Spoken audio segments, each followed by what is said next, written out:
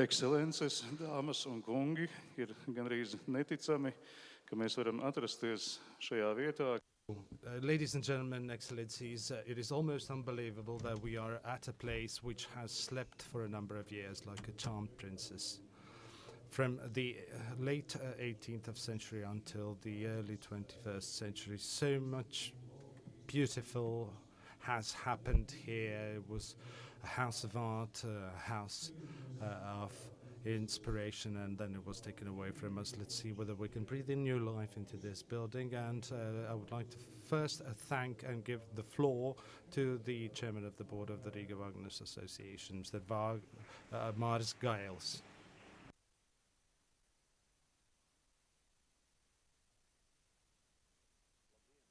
Good afternoon. Your Excellency, Mr. Ambassador, dear guests. Mr. Wagner, ladies and gentlemen.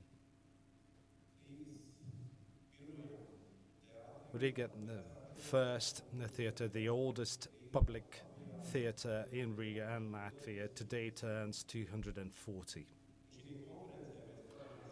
This conference will specifically focus on the past and the future of this building.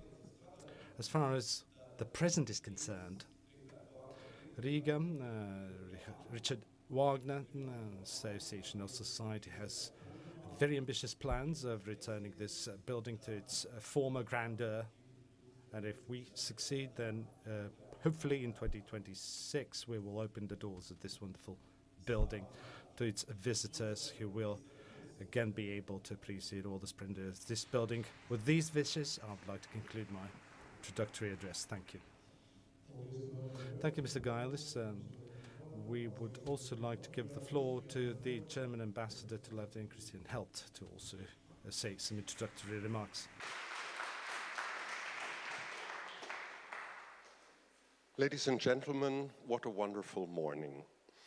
We're celebrating 240 years of a building that has contributed to this Gesamtkunstwerk, as I might call it, which is not just this house, but the city of Riga, which was already reuniting music and culture 240 years ago, and even longer than that.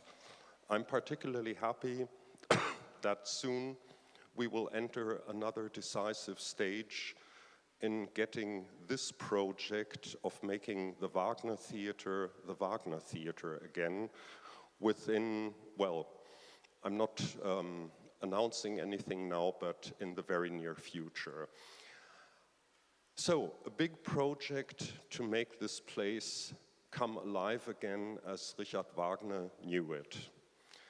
I'm delighted that the German government can also contribute in that, because this is a joint European legacy.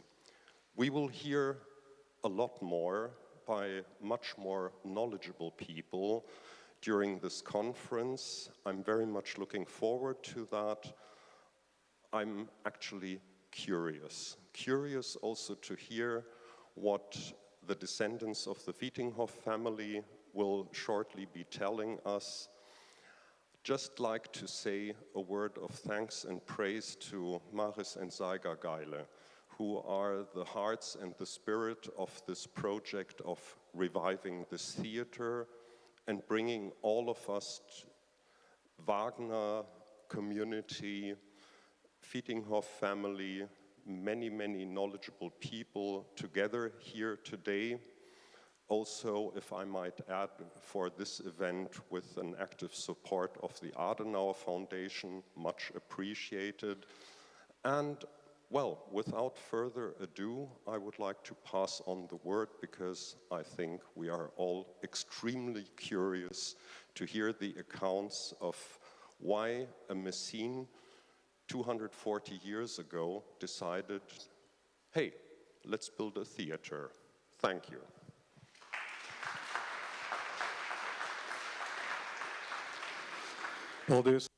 Thank you, Your Excellency.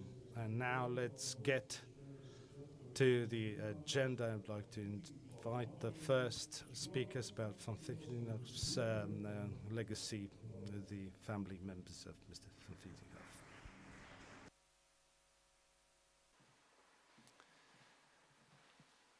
Also wir sprechen hier in Deutsch. Ich begrüße Sie ganz herzlich, liebes Publikum, liebe Gäste. Vorneweg, wir sind wirklich, wirklich aufgeregt. Ich stelle mich mal vor, mein Name ist Joachim von Vietinghoff. Ich lebe in Potsdam in Deutschland und neben mir steht meine Tochter Julia und vor uns sitzt meine wunderbare Frau Miriam und neben der Miriam sitzt der Sohn von der Julia, Jakob. Also ihr habt hier 3 Generationen Vietinghoff alleine hier heute vor euch und wir werden euch jetzt die anderen 6 Generationen, die es bis zu Otto Hermann geht, werden wir davon erzählen.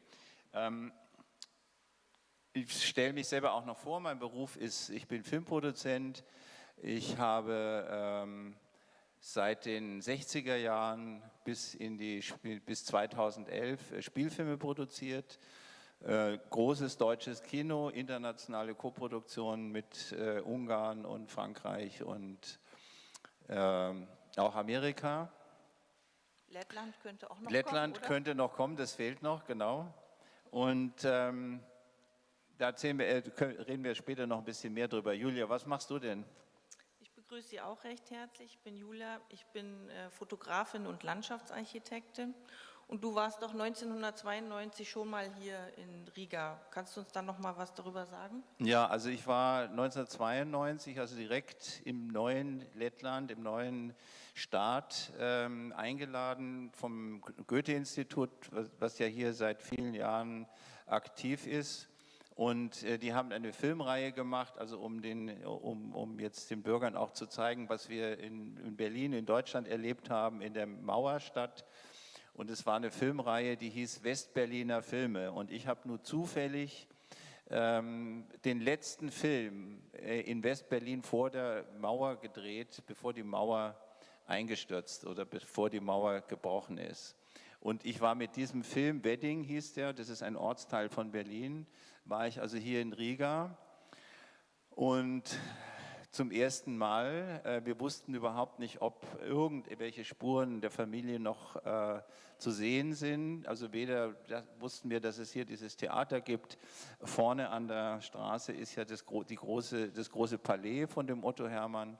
Aber das Wichtigste ist natürlich Marienburg, also da kommen wir dann noch in Ruhe dazu. Aber ich war dann eingeladen, an einer Versammlung von einer Gesellschaft teilzunehmen, die übersetzt, weiß ich jetzt nicht genau, also Lettlands Weg.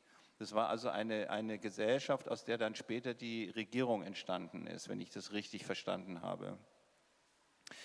Und ich saß also da mit 400 Leuten in einem großen Versammlungssaal und wurden also lettische Reden gehalten aus allen Wirtschaft und Kultur und aus allen Bereichen.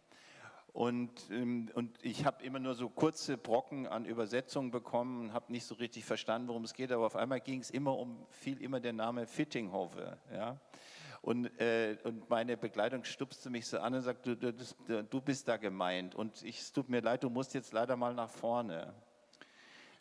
Dann bin ich also nach vorne gegangen und habe da 400 Leuten in die Augen geschaut, wissend, dass ich der letzte Nachkomme, also aus dieser baltischen Familie bin. Und was haben die Leute gemacht? Die haben also nicht Buh und raus geschrien, sondern sie haben sage und schreibe 10 Minuten geklatscht. Also ich stehe jetzt heute noch hier und kriege Gänsehaut für diesen Moment, weil ich damit überhaupt nicht umgehen konnte. Und genau das habe ich auch gesagt. Bis ich hier vor Ihnen was sagen kann, wird noch viel, viel Zeit vergehen. Und die ist jetzt vergangen. Das ist jetzt 30 Jahre her und heute stehen wir hier und heute wollen wir euch was erzählen von unserer Geschichte, Julia und ich, von der Familie. Wie geht's weiter? Moment. Ich mache weiter jetzt. Julia macht jetzt weiter, ja. Also wir haben uns gedacht, so einen Vortrag runterlesen. Wir sind ja beide keine Historiker und keine Wissenschaftler. Wir haben beide ganz normale oder ganz andere Berufe. Und Ah ja, da sieht man ja schon was. Und haben gedacht, dass es interessant ist, wenn wir das zusammen machen. Und Julia hat mich vor allem gefragt, Papa, wollen wir das nicht zusammen machen? Und natürlich gibt es nichts Besseres. Julia. Ja, der Name unserer Familie wird das erste Mal 1230 in Westfalen erwähnt. Von dort brechen Arnoldus de Vietinghoff und Konrad de Vietinghoff als Kreuzritter Richtung Baltikum. Arnoldus war der erste Komtur auf Marienburg, Aluxne, das ist das Schloss, auf dem Otto Hermann seinen Sommersitz oder seinen Hauptsitz hatte. Und hier kann man die Familienwappen sehen. Was bedeuten diese Wappen denn? Also das ist das Familienwappen der von Vietinghoffs und es gibt endlos viele Schreibweisen und so weiter, aber immerhin haben sie also zusammen ein gemeinsames Wappentier, den Fuchs. Der Fuchs steht also oben auf dem Helm und der Fuchs im Profil ist eben der westfälische, der deutsche Fuchs im Deutschen Reich und der Fuchs, der auf der linken Seite, der zurückguckt, das ist der baltische Fuchs, das baltische Wappentier, der guckt zurück in die Heimat, obwohl sie ja jahrhundertelang nicht nach Hause gegangen sind. Und dann sieht man noch die Jakobsmuscheln, also weil sie eben hier dann auch über das Meer, die Vietinghoffs sind ja, die baltischen sind ja mit der Hanse hierher gekommen und haben sich dann hier niedergelassen. Wie geht's weiter, Julia? Aha, so. Ja, und wie sind wir denn jetzt mit dem Otto Hermann verwandt? Also wir müssen hier so langsam so durchfummeln jetzt ein bisschen. Genau, Arnoldus de Vietinghoff und Konrad, das ist eine Weile her gewesen, ist im 14. Jahrhundert bis 1722 Otto Hermann geboren wird. Sein Vater ist Hermann und seine Frau Helene, eine Geborene von Helmersen. Otto Hermann, sein Sohn Burkhard, hatte einen Sohn Alexander, es kam noch ein Alexander und dann kam schon deine Großmutter Helene, meine Urgroßmutter, dein Vater Kurt, du und ich. Und was sieht man da auf den Scherenschnitten? Ja, der Scherenschnitt ist von 1781 und das ist die Familie von Otto Hermann. Hier sieht man Otto Hermann und seine Frau Anna und 4 seiner Kinder. Und Ja, was hat war er jetzt? aber mehr, ne? Er hat ja mehr, hast du gesagt, kommt ne? noch. Ja. Und was war denn jetzt das Besondere an Otto Hermann? Kannst du noch was darüber erzählen? Ja, also, ich meine, Sie sehen schon, wir umfassen hier eine Geschichte von 800 Jahren, also von der ersten Nennung des Familiennamens. Und es hat sich natürlich weit verbreitet, auch in Deutschland, aber eben auch im Baltikum, in allen baltischen Staaten bis nach Russland. Aber die Vietinghoffs waren auch in Skandinavien unter dem schwedischen König und dem polnischen König. Es hat sich ja die Geschichte dauernd gedreht. Und wir haben jetzt das Problem, dass wir in 20 Minuten 800 Jahre erzählen wollen, aber wir konzentrieren uns schon auf den Otto Hermann. Otto Hermann ist 1722 in Riga geboren und 1792 in St. Petersburg gestorben.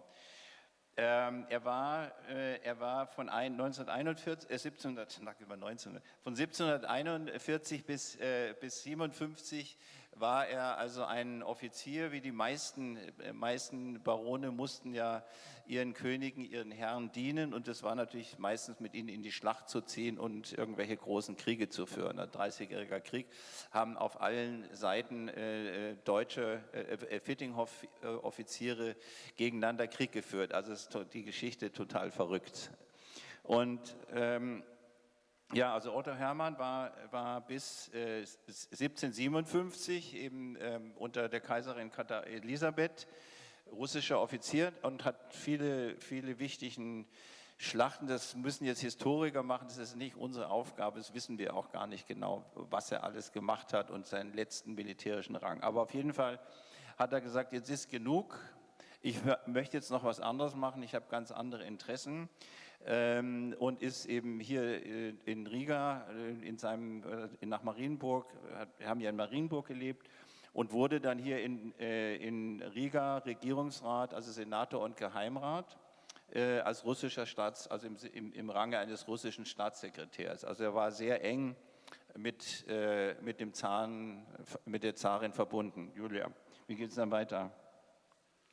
Er wohnte hier im Riga in dem sogenannten Höfchen Solitude, wie man sieht, ein kleines Höfchen, das ist ironisch gemeint, aber sie nannten es Höfchen. Das war vor den Toren Rigas, welches er von seinem Vater geerbt hatte. In dieser Zeit, als er jetzt in Riga war... Darf ich dich da kurz nochmal unterbrechen? Ja. Weil das haben wir jetzt eigentlich gar nicht vorgehabt zu erzählen, aber es ist total spannend, weil ihr fragt natürlich, wo ist denn das heute? Das gibt es nicht mehr. Es gab also in einer kriegerischen Auseinandersetzung kamen die französischen oder preußischen Truppen, nee, preußischen nicht, aber die französischen, glaube ich, auf Riga zu und wollten eine Belagerung machen. Da hat man einfach die ganze Vorstadt einfach abgebrannt, damit da ein freies Feld ist und dass sich dort also es war ein militärisches Opfer, was man hier gebracht hat.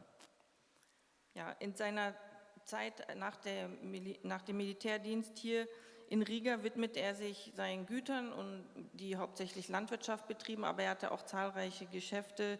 Zum Beispiel gründete er die erste Branntweinbrennerei hier und besaß Gerbereien, Ledergerbereien. Aber auch damals schon gerne getrunken, ne? Sowie Webereien. Und neben seinen Geschäften hatte er die schönen Künste für sich entdeckt, oder er war ein großer Kunstliebhaber. Und darüber kannst du uns noch mal was erzählen. Ja, also neben seinen geschäftlichen Tätigkeiten, die immens gewesen sein müssen, also er hat ja offensichtlich auch das Geld gehabt, solche Häuser zu bauen, solche Paläste zu bauen. Also er hat dann vorne an der Straße das große Palais, wo heute New Yorker, ein schwedisches Kaufhaus ist das, glaube ich, eingezogen ist. Ich erinnere mich noch, wir waren ja 2004 noch mal hier, da war das völlig entkernt, das Haus, also die Außenfassade ist stehen geblieben, und dann hat man das innen dann neu hergerichtet. Und er war ein großer Theater- und Musikfan und wollte nicht weit gehen und hat dann einfach hier im Hinterhof, wenn man so will, auf dem Rückgebäude seines Palais, hat er hier dieses Theater eingerichtet. Und das war eben nicht nur ein Theater, und er hat eine deutschsprachige berühmte Schauspielgruppe hier engagiert gehabt und hat 1782 tatsächlich das Theater mit Emilia Galotti mit der Uraufführung hier eröffnet. Ja. Nicht die Uraufführung von dem Theaterstück, aber... Nein, aber er hat das Theater eröffnet, 82, deswegen sind wir hier mit den 240 Jahren, das ist ja das Datum. Ja. Und also im September heißt es, also deswegen sind wir tatsächlich jetzt hier im richtigen Datum. Dann hat er ein Orchester auch gehabt mit 24 Musikern, was also auch immens ist, wenn man sich das vorstellt, also ein Schauspielensemble, ein Orchester zu haben und das Ganze auch zu betreiben. Er war sowohl der Theaterdirektor als der Musikdirektor und hat hier groß Kultur gemacht. Und warum ist er dann eigentlich weggegangen, Julia? Katharina II., Russland von Kaiserin, berief ihn 1787 in ihre Dienste und er ging nach St. Petersburg. Es war eine große Veränderung für sein Leben. Immerhin war er schon 65 Jahre alt. Er hatte sich hier ein großes Leben aufgebaut, aber er hat trotzdem nicht lange überlegt, diesen Posten zu übernehmen. Und zwar war das der Posten der Generaldirektor des allrussischen Medizinministeriums. Also er ist sozusagen der erste Gesundheitsminister in Russland geworden. Also er konnte diesen Posten eigentlich nicht ablehnen. Seine Familie ist hier geblieben, seine Frau, und hat seine Geschäfte für ihn hier weitergeführt. Und er hat in St. Petersburg dieses Haus, was man hier sehen kann, am Fluss Moika im Zentrum der Stadt bauen lassen. Das war sein Wohnhaus, und das Theater hier wurde eine Zeit lang unter der Leitung des Schauspielers Meyerer weitergeführt, im Sinne Otto Hermann, bis es die Gesellschaft Muße übernahm. Aber ich denke, darüber werden wir vielleicht noch im Laufe des Tages mehr hören. Über diese Gesellschaft zum Beispiel wissen wir auch nicht so viel. Und jetzt haben wir auch schon viel über Otto Hermann gehört. und vielleicht kannst du noch was zu seinen Gütern sagen, die ja heute noch erhalten sind auch. Ja, also die Häuser habt ihr schon gesehen, das Haus sehen wir auch. Also er muss richtig Geld gehabt haben, sagen wir mal so. Ich würde mal fast sagen, wahrscheinlich mache ich jetzt einen Riesenfehler, aber er war in einer gewissen Art und Weise ein Oligarch. Ja? Weil wenn man das hier sieht, also Sie sehen hier Marienburg in der Mitte und drumherum hat er eigentlich alles aufgekauft, was nicht nied- und nagelfest war, würde ich mal sagen. Und auf der linken Seite, das könnt ihr natürlich jetzt nicht so gut lesen, aber es sind sage und schreibe 32 Güter. Und er musste ja im Sommer, also seine Sommerresidenz und sein Hauptwohnsitz war ja Marienburg. Also er ist von Riga 200 Kilometer durchs Land gefahren und wollte natürlich gerne auch nicht jetzt in irgendeinem Bauernhof und Gasthof übernachten, sondern hat dann dort, wo er übernachtet hat, auch hat in Uxküll ein sehr schönes Schloss gebaut, damit er da seine Pferde ausruhen kann, nach 100 Kilometern und am nächsten Morgen weiter nach Marienburg fährt. Und ja, und jetzt kommen wir natürlich nach Marienburg dann. Julia, oder? Ja. Also hier seht ihr diese wunderschöne Karte von 1805, so sieht es natürlich heute nicht mehr aus, aber genau so hat Otto Hermann das auch erlebt, diesen Ort. Und ganz besonders interessant ist jetzt hinten links, sehen Sie die Burgruine vom Arnoldus Vietinghoff von irgendwie 1300 oder 1420. Ne? Also die waren schon, aber das ist aber nicht die Linie von dem Arnold Vietinghoff, das ist relativ kompliziert, die geht jetzt nicht straight durch bis hierher, sondern die hat sich oft verzweigt und die Vietinghoffs sind aber immer wieder an diesen Ort zurückgekommen. Und Otto Hermann war eben dann der Erste, der hat es dann von anderen Besitzern gekauft, Marienburg, und wollte dann dort auch seine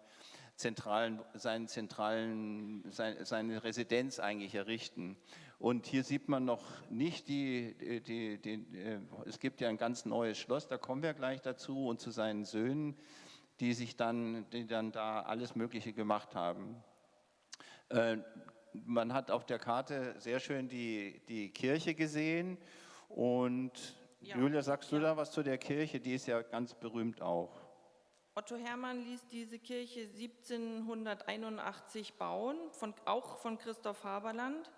Und sie war zu dieser Zeit die größte und prächtigste Kirche Livlands. Und man vermutet, das, was mein Vater gerade schon gesagt hat, dass er mit dieser Kirche, das war der Beginn, und er wollte Marienburg zu seiner Residenz ausbauen. Nur durch den Weggang von Riga sind diese Pläne quasi nicht mehr umgesetzt worden.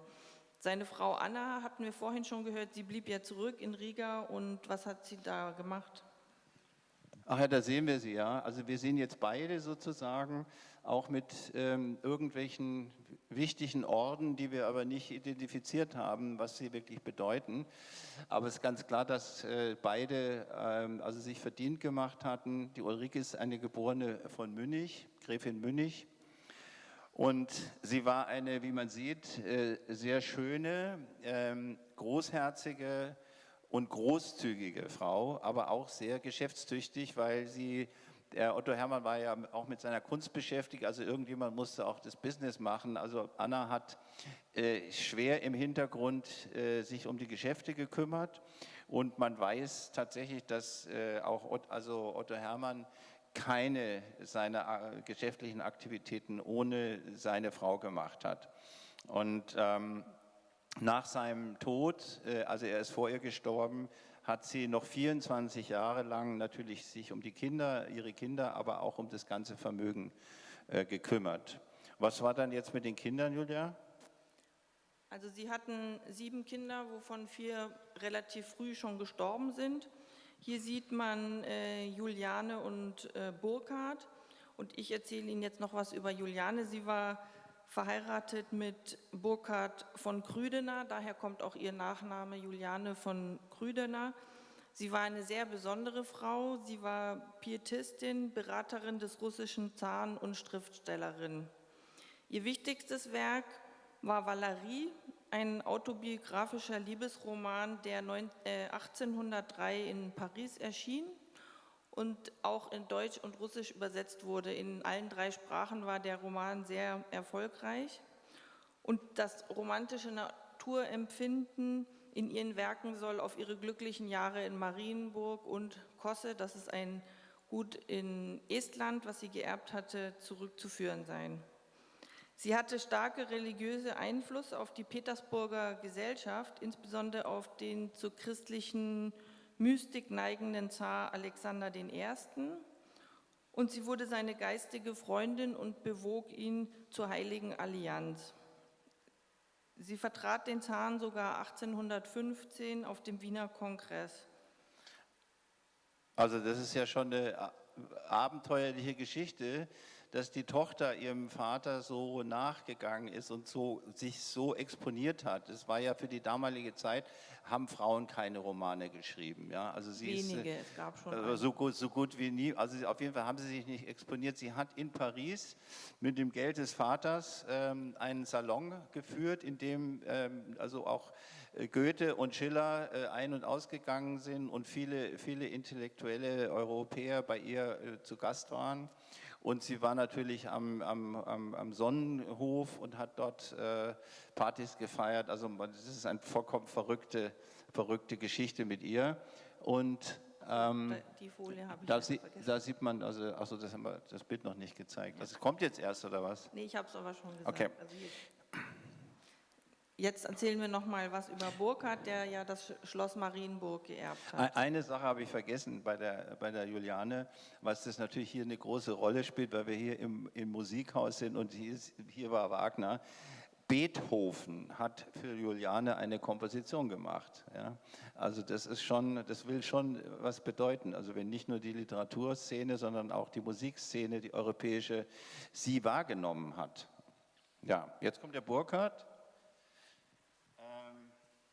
Der Burkhard erbte, das hat man also vorhin auf dieser Postkarte schön gesehen, dieses alte Schloss, das ist abgebrannt, oder? Das ist also abgebrannt. Sie waren ja meistens aus Holz zu der Zeit. Und der Burkhard hat dann 1993 ein riesiges neues Gutshaus gebaut mit 50 Metern Länge und hat dort also geherrscht, sage ich mal. Und dann hat er eben,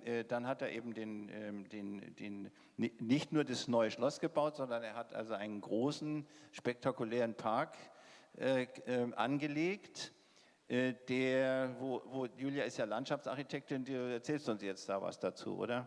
Ja, genau. Burkhard war ganz up-to-date natürlich. Also der barocke Garten war nicht mehr en vogue sozusagen und zu dieser Zeit kam der Stil des englischen Landschaftsgarten auf, also ließ er in Marienburg einen ganz tollen englischen Landschaftspark anlegen, der auch heute noch erhalten ist. Und der ist renoviert, soweit ich weiß. Also wir fahren morgen hin und wollen uns das alles mal anschauen, ja.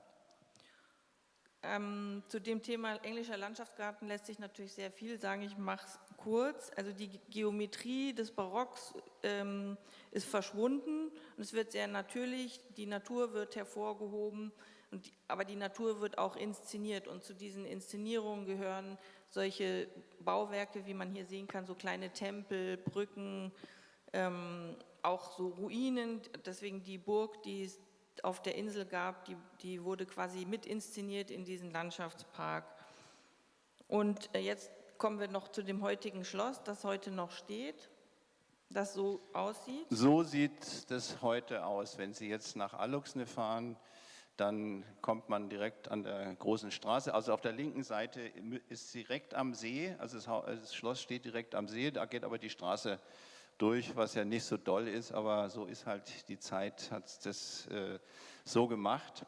Und das ist auch erbaut, das ist also im neogotischen Stil erbaut. Das war also damals einfach Mode. Und wenn man jetzt nach Berlin geht, nach Potsdam, dann gibt es da wie heißt das? Das Babelsberger Schloss. Und man ist sich ganz sicher, dass es wahrscheinlich, dass die Architekten sich kannten und es sieht ganz ähnlich aus. Also wenn Leute kommen und sagen, das ist ja wie in Babelsberg, so von der Architektur her. Ja, Das steht heute noch so, genau. Jetzt, Genau. wie geht es Ja, jetzt also weiter? das hat nicht der Burkhard gebaut, sondern sein Sohn später Alexander, und das Schloss wurde 1861 eingeweiht. Wir haben jetzt noch ein paar Bilder aus der Zeit, in denen es schon Fotografien gab. Hier sieht man Arnold und Helene, die Großeltern von meinem Vater, also meine Urgroßeltern. Also die, gehen nochmal zurück, die in Zivil da sitzen, also Ja, das ist der warte. Arnold, mein Großvater, Hier sieht und, man die- und hier die Helene.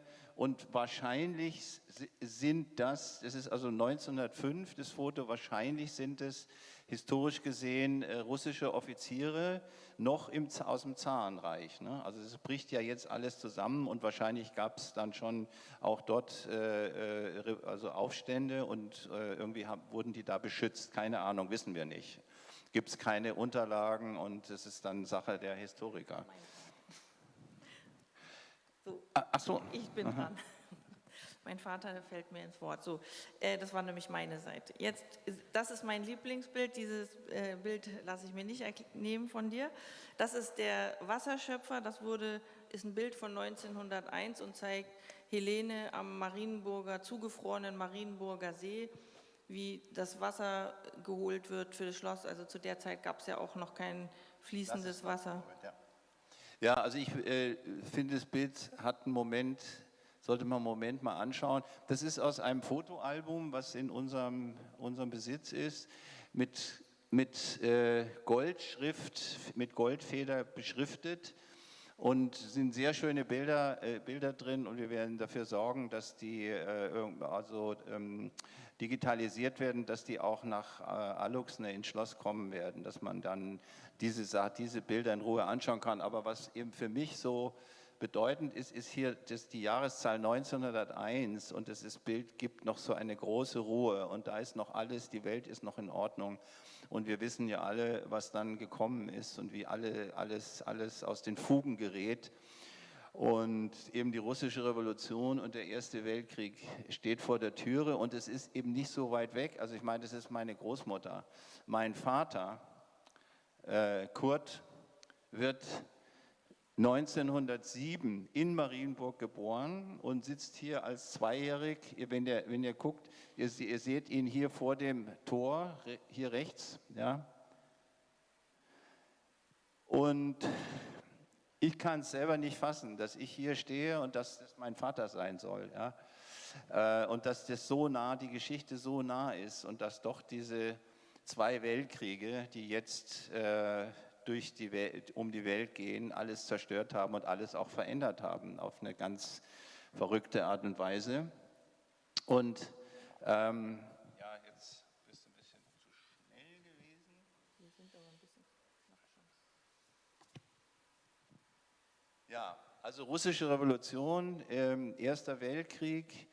Wir schreiben das Jahr 1920. Meine Großeltern müssen das Baltikum verlassen und siedeln auf einem Bauernhof bei Würzburg. Also ich bin ja ein geborener Münchner, ein Bayer, also ich bin dann schon sozusagen jetzt in meiner neuen Heimat, aber ich bin so auch mit meinem Bruder Kurt, der schon verstorben ist 6 Jahre älter, der ist also auch, wir sind beide in München zur Welt gekommen, also wir sind die ersten Nachkommen aus dieser langen Geschichte, die nicht mehr hier auf die Welt gekommen sind und weil es halt auch 2 Weltkriege waren. Also gehe ich erst nochmal, also mein 13-jähriger Vater jetzt als Bauernbub, aber die Vietinghoffs waren immer Landwirte, ne? Die haben immer Landwirtschaft gehabt und das war eigentlich ihr Hauptberuf und hier der Großvater da beim Obst, der Arno und Arnold beim Obst, also Arno ist der Bruder meines Vaters und Arnold ist der Vater und mein Großvater. Ja. Also das ist ein Gut, das ist jetzt nichts Riesiges, das ist ein schönes Landhaus gewesen und es ist tatsächlich bis über den Zweiten Weltkrieg noch im Besitz der Familie geblieben. Und nach dem Krieg, wo alles weg war, gab es es noch und mein Vater hat in seinem Nachlass meiner Mutter gesagt, sie soll das stückchenweise verkaufen und damit die Kinder großziehen. Jetzt habe ich ja schon einen großen Schritt gemacht. Hier seht ihr jetzt meinen Vater Also rechts seht ihr den Arnold nochmal, den Großvater, der eben ja mit der Helene in Marienburg gelebt hat. Und das ist jetzt der Kurt, also den Arnold, den haben wir jetzt hier gar nicht im Bild. Also ihr seht hier ganz unten, ganz jung den Vater noch und dann oben mit meinem Bruder Kurt. Jetzt wird es dramatisch. Und unten sieht man mich ganz klein, also noch einjährig im Laufstall rum, aber irgendwie erkenne ich mich wieder. Also der ist mir nicht fremd da.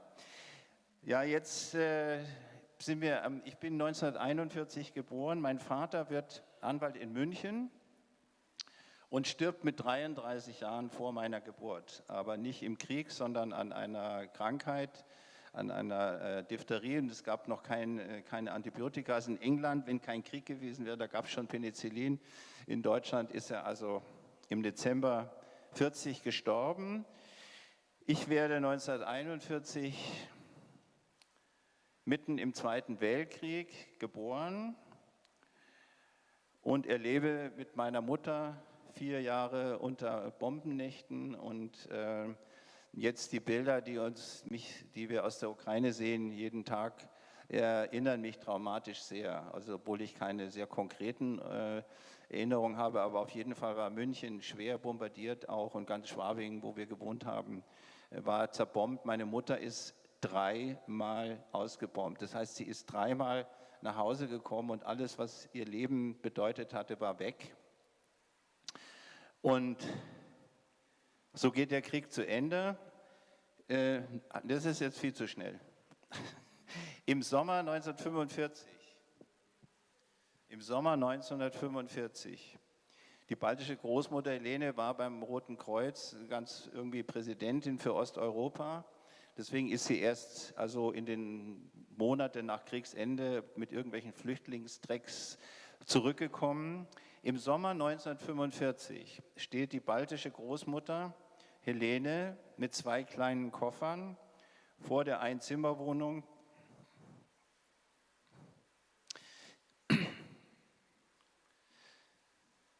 ihrer Schwiegertochter Elisabeth, meiner Mutter, und den beiden Enkelkindern Kurt und Joachim. Sie stirbt 1951 in München.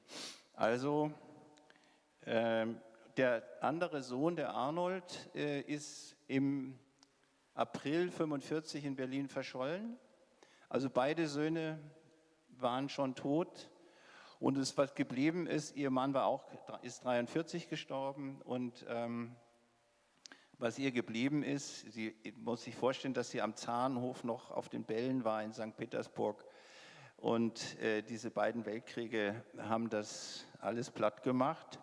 Und was bleibt, waren eben die beiden Enkelkinder, aber doch auch irgendwie eine Hoffnung. Also wir sind ja jetzt irgendwie, haben wir weitergemacht. Und jetzt gibt es ja die baltischen Ritterschaften. Das sind Familienverbände, die sich also alle baltischen Familien haben sich dann irgendwo in Deutschland wiedergefunden und pflegen also auch ihre Geschichte und ihre Vergangenheit. Und es gibt also regelmäßig alle 2 oder 3 Jahre treffen sich die Familien, die haben zusammen da ein Schloss gekauft bei Kassel und im Schloss Höhenscheid. Und hier seht ihr ein Foto von einem unserer letzten Familientage, die natürlich durch Corona auch unterbrochen waren. Und ihr seht, das ist also nur ein kleiner Ausschnitt der Familie. Die Vietinghoffs sind in Amerika und überall. Es gibt sogar noch in Russland welche, die man vergessen hat da, ja, und in Skandinavien. Also es ist eine riesige Familie unter dem Namen Vietinghoff. Und wenn sie nicht gestorben sind, leben sie noch heute. Vielen Dank.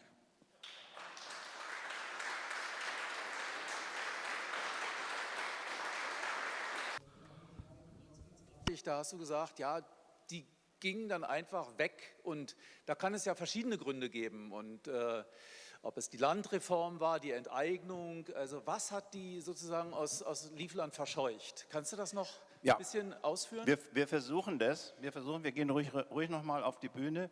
Noch ein bisschen was, war ja auch vorgesehen, Fragen und Antworten. Die genauen Umstände und so weiter wissen wir nicht. Also so historisch, grob historisch, muss es so gewesen sein, es gab ja dann Bodenreformen erstmal, also 1921, glaube ich, wurde ja die lettische Regierung zum ersten Mal ausgerufen. Da gab es eine große Bodenreform, wo also von, ich glaube, 15.000 Hektar auf 50 Hektar das runtergeschraubt wurde. Damit ist natürlich das ganze Feudalsystem zusammengebrochen, weil man nicht mit 50 Hektar irgendwie 60 Zimmerwohnungen und Ländereien betreiben kann. Und was jetzt zum Beispiel an Aufständen, es gibt ja durchaus also auch Geschichten, wo dann die Bauern einfach in die Häuser rein sind und die Axt ihren Herren in den Kopf gehauen haben. Also es war ja schon dramatisch und es muss sich auch die russische Revolution hat ja hier also bestimmt heftig reingehauen und dieses eine Foto, was ich unglaublich finde, wo mindestens da 10, 12 russische Offiziere, also ich denke, das sind russische Offiziere von der Armee, dann muss das alles irgendwie besetzt gewesen sein. Und natürlich hat man gemerkt, dass das, oder sagen wir mal, die kluge Helene und ihr Mann haben gemerkt, dass hier irgendwie das nicht gut ausgeht. Ja? Und es ist ja, das darf man nicht vergessen, 1920, es ist ja der Erste Weltkrieg schon durch die Welt gefahren. Ja? Also es war schon alles irgendwie einmal umgedreht, würde ich sagen. Und dann hat man einfach gesagt, okay, es gibt ja Heim ins Reich. Also es gibt so einen schönen Witz von den Letten, von den Balten. Nach 700 Jahren sind wir plötzlich Heim ins Reich. Ja? Also die mussten weg und spätestens 1939, das ist also auch historisch, was ich weiß, gibt es ja den Hitler-Stalin-Pakt, wo man also alle Deutschen aufgefordert hat, sofort das Land zu verlassen und dann eben die Sowjets das Land übernommen haben. Also ich erinnere mich so, ich habe so Begegnungen gehabt und viele haben gesagt, also wisst ihr, ihr seid ja also unsere Unterdrücker gewesen, aber so schlecht wie bei den Russen ist es uns nie gegangen bei euch. Ja, das ist so eine Geschichte. Aber was wirklich im Detail passiert ist und mit den Einzelnen, ich weiß nur, dass alle meine Onkels, also meine Patenonkels, meine Mutter hat also so ihre Lieblingsonkels aus den Vietinghoffs, waren alle meine Patenonkels, weil ja mein Vater nicht mehr gelebt hat, hat er gesagt, die Kinder sollen also irgendwie gut betreut sein. Die sind alle ausnahmslos auf den Schlachtfeldern gestorben. Also 1945 gab es keine. Es gab einfach keine Onkels mehr und keine. Es hat dann Jahre gedauert, bis man sich irgendwie. Also ich musste schon, das muss ich schon sagen, also ich musste schon mein Leben komplett neu erfinden, weil das gab es nicht. Also ich meine, ich habe ja praktisch überhaupt keine Verbindung mehr gehabt in das alte Leben und bin da im Nachkriegsdeutschland in München aufgewachsen und wusste irgendwie so, schwummerte da so im Hintergrund diese Familiengeschichte, die 800 Jahre alt ist, aber es hat überhaupt letztendlich keine Bedeutung für mich gehabt in meinem Leben, in meiner Entwicklung. Gibt es noch Fragen hier aus dem Ja, vielleicht nicht. Jo mums ir, diemžēl, jāturās laika rāmjos. Unfortunately, we need to work according to the agenda. We will now proceed with the agenda. It's my honor to introduce the next speaker, Ilona Breģe, Richard Wagner and his musical Friends is the title of her presentation. Sveicināti. Good afternoon. While we are setting up the presentation, I would like to first and foremost underline that I'm extremely delighted that this September, when the Riga First Public Theatre, Riga City Theatre, celebrates its 240th anniversary, we're talking about this theatre, its past, the future and the present, and it is my honor today to share with you the history of 2 years in the life of this theatre when Richard Wagner worked here. But as long as we don't have any images on the screen, let me just recollect reminiscence. Time 3 decades ago when we celebrated the 210th anniversary of the Riga City Theatre. We had a number of concerts, and in Mensendorf's house we also hosted a huge conference, and I'm happy that my two colleagues that back in 1998 were organizing the 210th anniversary of the theatre are present among us today. Music historian Mr. Klotinch and the director who staged also the opening concert and who produced the theatre and was costume designer Mr. Gailis. Thank you for really being such wonderful partners 3 decades ago, organising the 210th anniversary of the theatre. So Richard Wagner and his musical friends at the Riga City Theatre. 2 years Richard Wagner spent in Riga working and living have been well researched by music historians, and it seems that almost everything has been already researched. There's nothing else to add. However, very rarely do we talk about or mention the musicians, opera singers and orchestra musicians with whom Richard Wagner has produced operas at the Riga City Theatre, and people who played in his concerts conducted by him. In my speech I will refer to some of the memories of Richard Wagner in to his biography, as well as other materials and documents that I have found around Latvian libraries and I have researched and collected. Because a couple of years have gone by since I released this wonderful book that I authored, which was titled Theatres in Ancient Riga, that look back at the history of Latvian theatres from 1782 until 1863. So a couple of years have passed since. Richard Wagner, in his autobiography, My Leben, writes that he had few friends and acquaintances here in Riga, because in Riga he realized much clearer what his goals and aims of life are: to create monumental operas. In Wagner's and his wife's apartment, many theatre people came by quite often, while with outside theatre he had very few acquaintances among residents of Riga. One of his closest friends, according to him, was the chapel master Franz Lebermann. He described him as not very talented, nevertheless a decent musician. Franz Lebermann arrived to Riga in 1834. He was a good violinist, and he worked for the Riga City Theatre as the choir master and concert master, later on as the chapel master, the second, or the junior chapel master. Richard Wagner held symphonic concerts in Riga, and Leibman also played together with the orchestra in those concerts. The string quartet was very important for the musical life of Riga, and Franz Lebermann was the first violin in this string quartet that he founded together with his theatre colleagues, the violinist Karl Lotzer, alto player Otto Hermann, and a cello player Karl von Lützow. Here you can see a concert program of one of their first concerts in 1837-1838.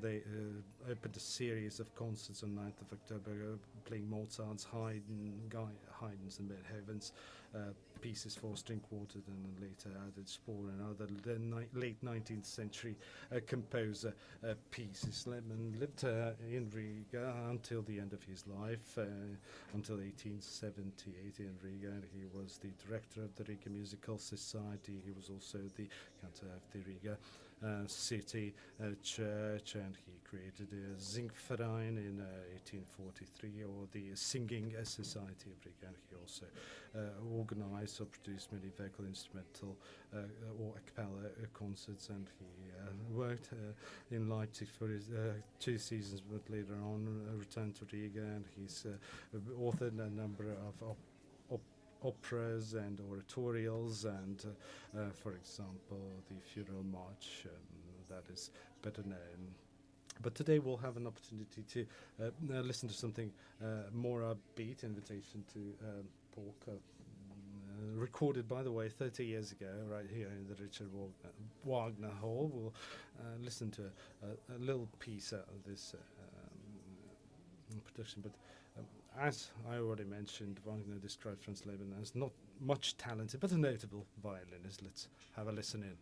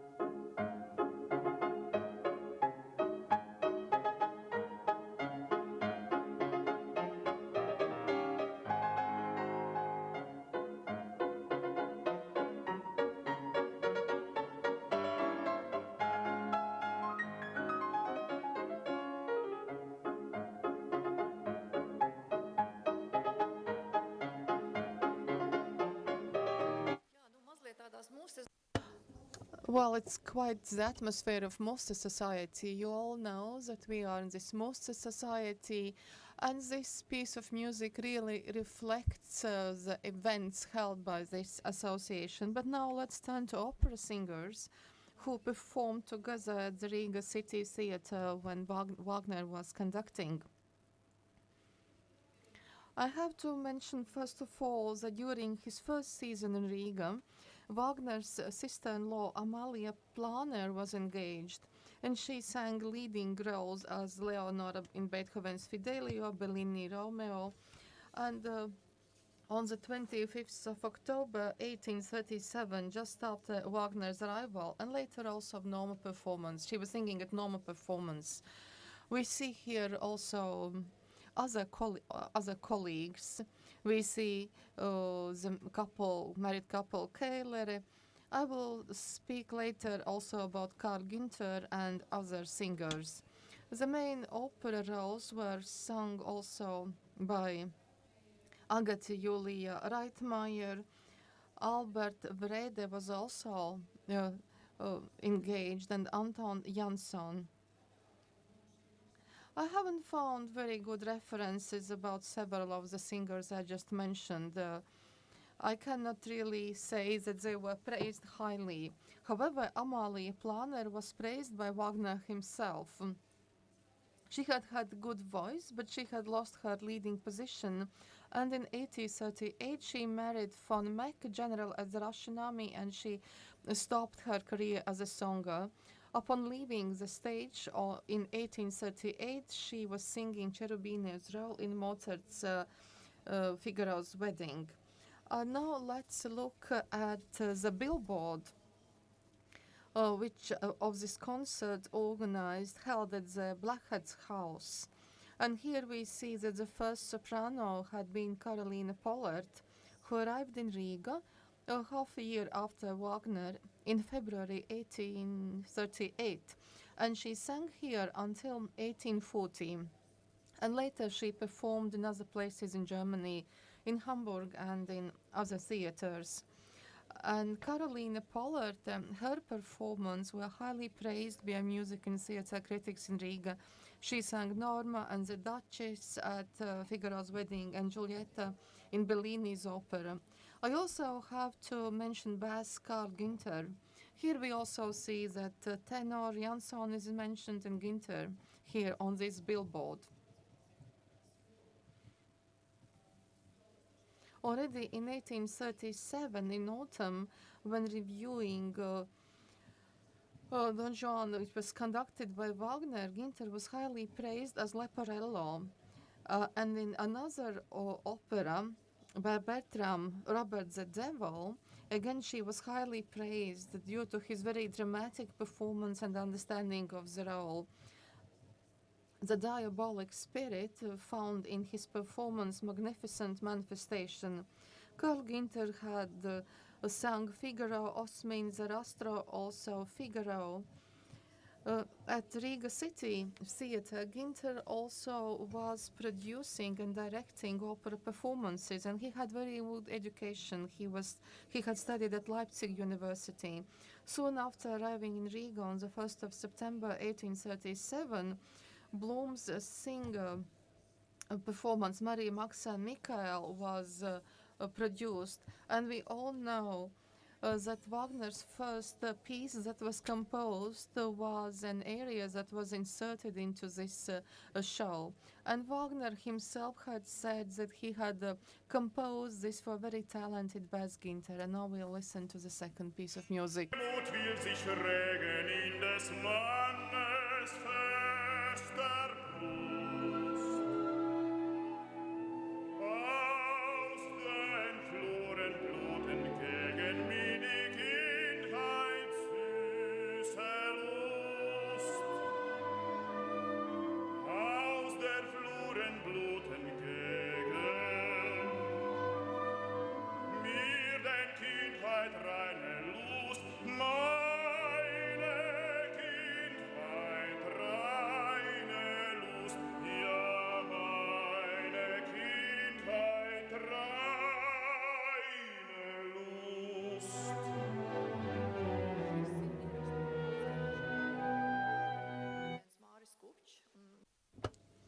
So this is Joris Adamsons from our opera, but let's listen to the second part of this aria written by Wagner in Riga, and now the third example.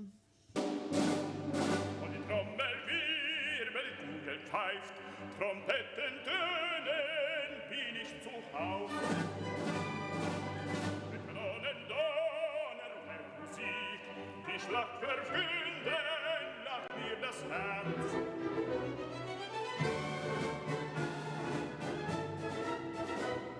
Ich lob mir die Waffen, ich lob mir das Leben des wandernden, fröhlichen Kriegers.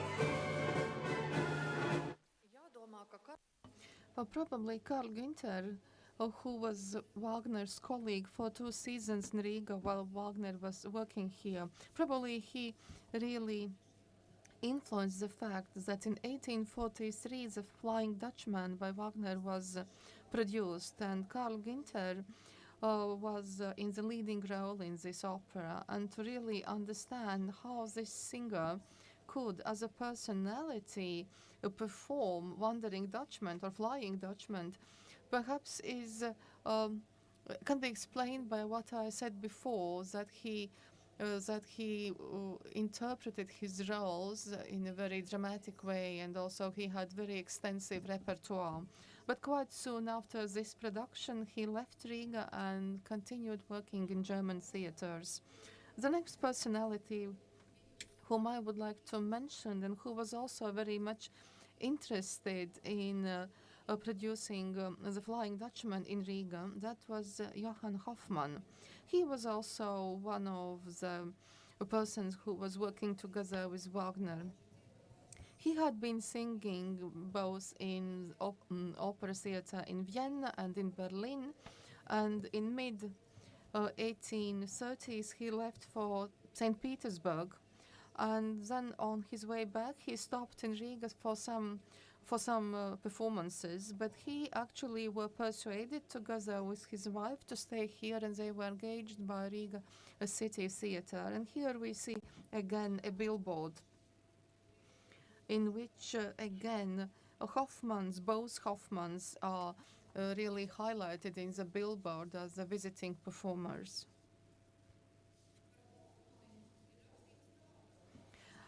And the following has been written about Hoffmann, that he had become very much beloved as a singer because he combined very apt and live performance with very good musical education and excellent singing manner. Hoffmann sang Max, Othello, Cybele, Joseph, and his wife played Desdemona, Norma. That was very important for Riga Theatre, and Johann was also a director of operas. There's one more quote about Fidelio performed by Katharina Madalena Hoffmann. It was mentioned that her performance had been excellent, because especially in higher registers, her voice had been very pure and harmonious. All these operas in Riga were conducted by Wagner. When in 1839 theatre director Heldt von Heldt discontinued agreement with the theatre because his beloved wife had died and he returned to Germany, Johann Hoffmann was chosen as the next director of the theatre, and he, as a director of theatre, included the Flying Dutchman in the repertoire of this theatre. If I could characterize Hoffmann as a managing director of the theatre, I have to say that he was able to appreciate excellence, and he also paid appropriate royalties to the singers, which were unimaginable for Riga at the time. Karl Ginter received 2,500 rubles per year, later 3,000. Of course, this does not mean anything at us today.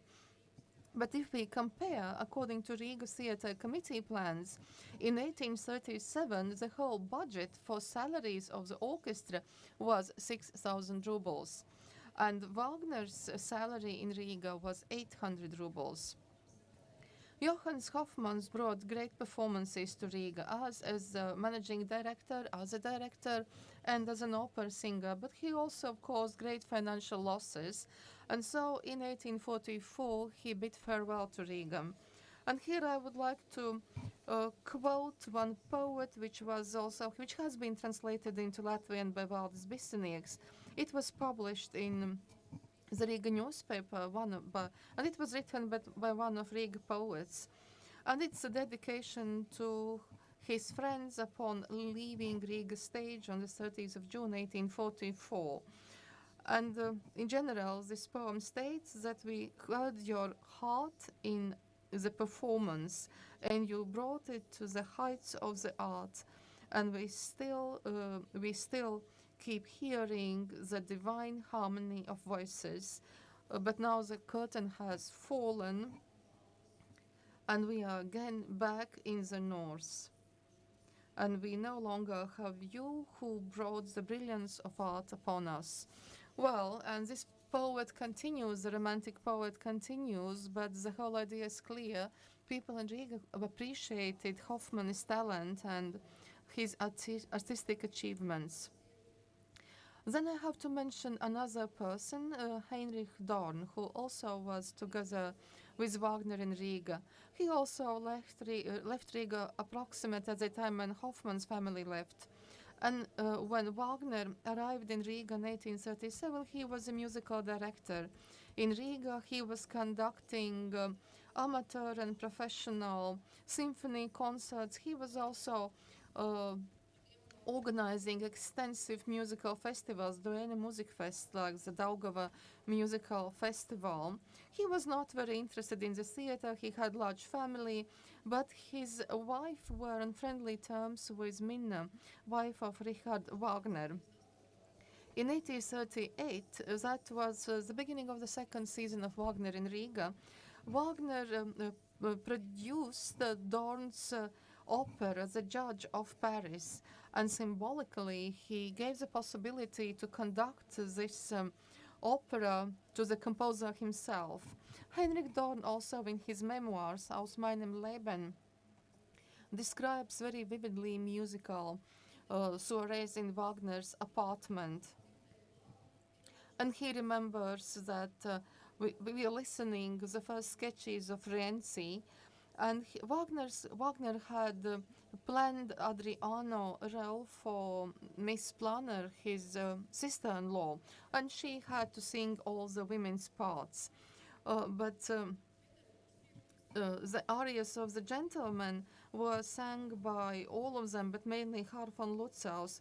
But in this suburb, Russian suburb, Russians stopped in horror because they heard those hellish noises upstairs, and later even the strings of grand piano snapped. And that's why this awful noise was created.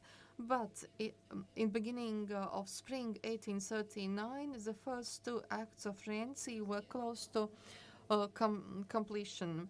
But as you all know, relationships between Wagner and Dorn in 1839 changed. That was after Karl von Holtei secretly signed an agreement with Dorn, who had to replace Wagner as the chapel master in autumn of 1839. But this is not the story for today. Here I speak about the time when the both composers were good colleagues on friendly terms. Wagner conducted Dorn's opera, and in 1843 Dorn in turn conducted The Flying Dutchman. Karl von Lützow, the cello player, was also very actively engaged in musical life. And again we see one playbill just 1 year before Wagner arrived in Riga. But in general, we are interested in all members of the orchestra. This is from 1837 in the Riga City Theatre Almanac.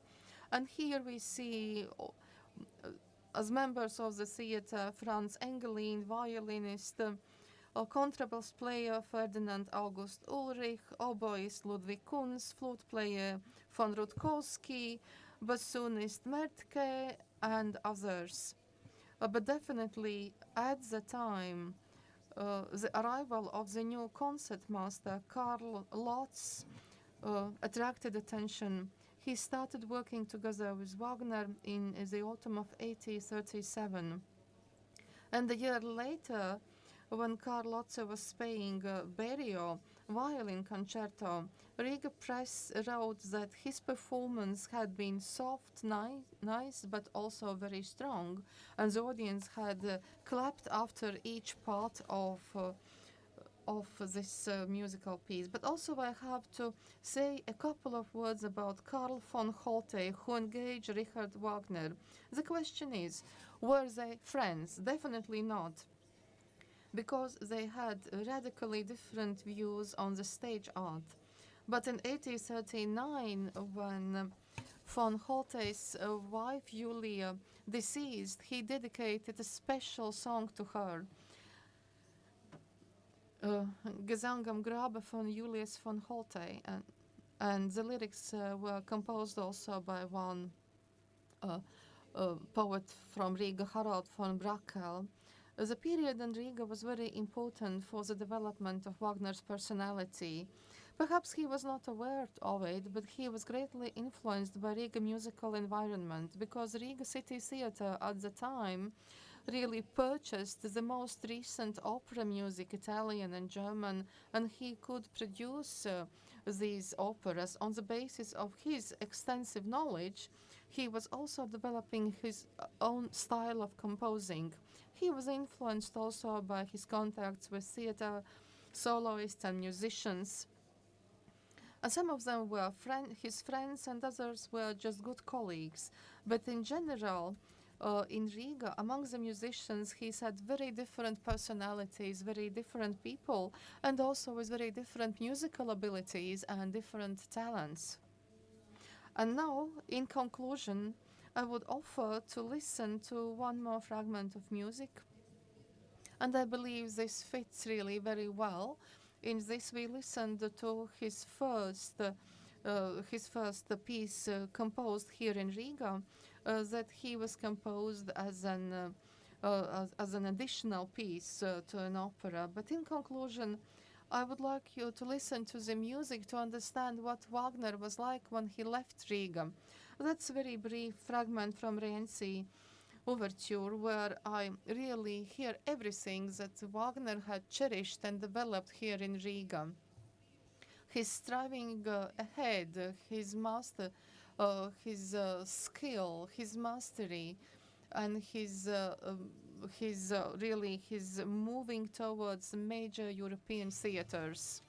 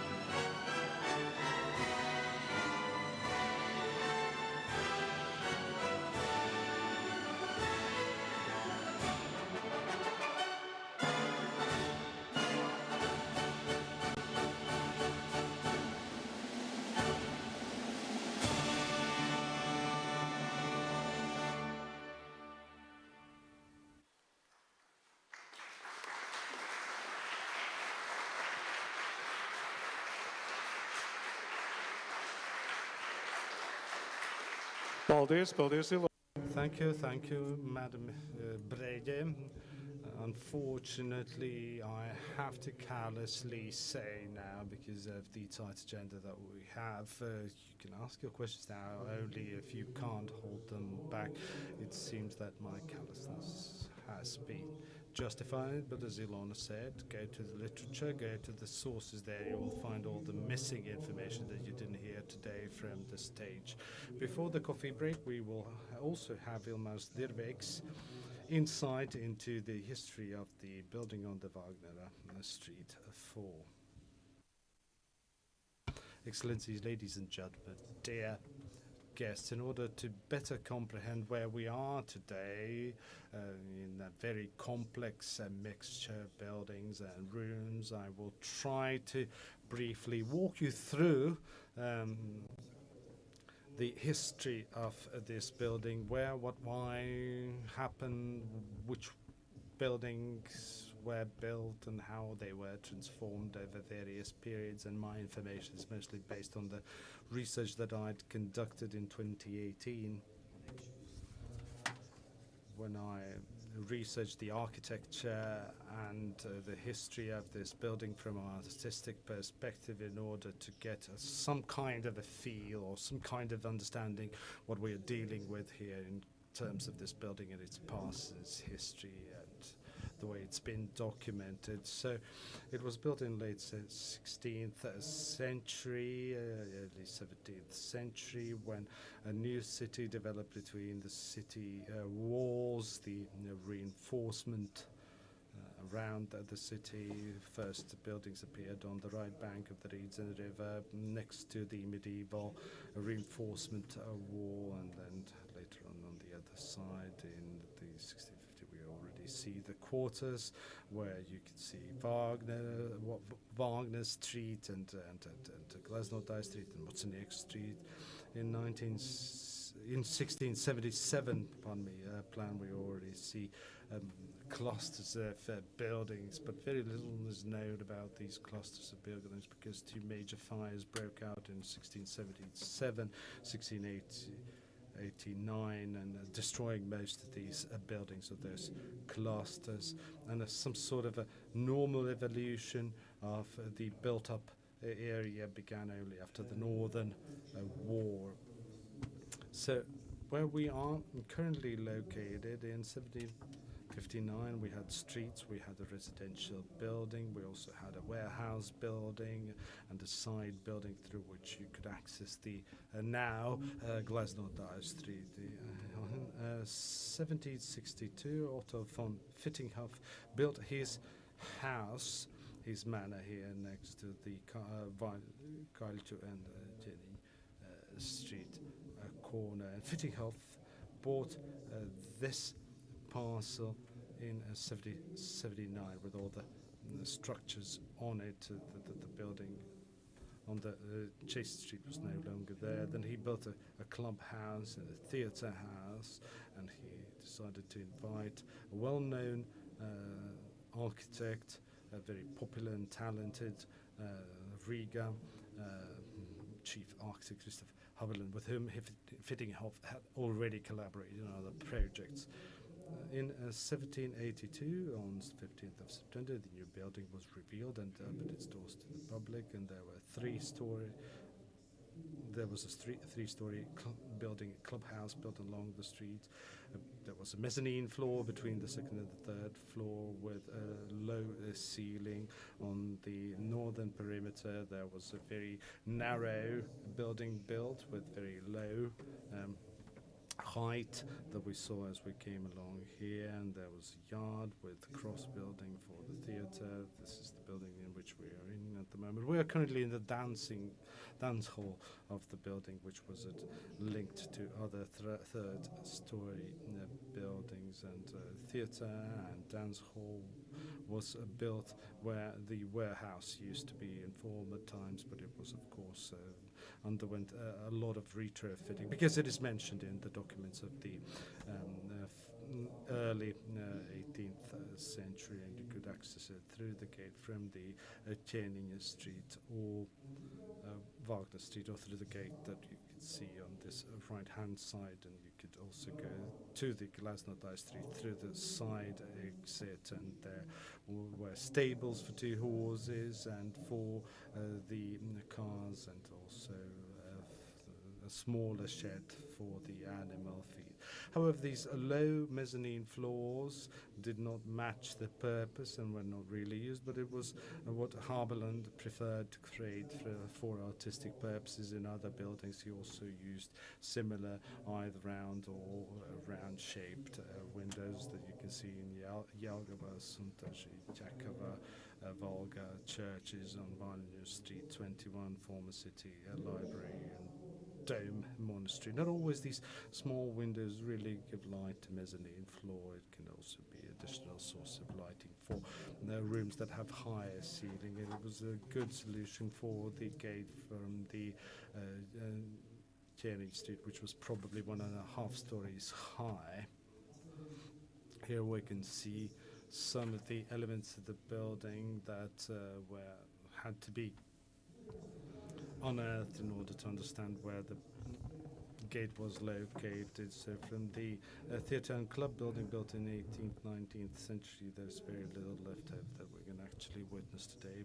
This is the late 18th century fireplace that was built here later. He's painted it an awful red colour, but initially it was white and glazed paint colour that was used for tile fireplace. It was initially here are the roof structures. Since the theatre and the dance hall operated independently, they needed rooms to store costumes and other stage design elements and for the actors, and they used the attic for this purpose, and the attic was even divided into 2 levels, which you can see also by the windows that you can see at the top of this top section of this building.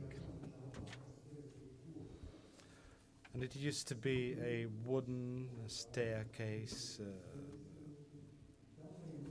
that you could use to access the Mus Society theatre rooms and theatre balcony, apart from the side seats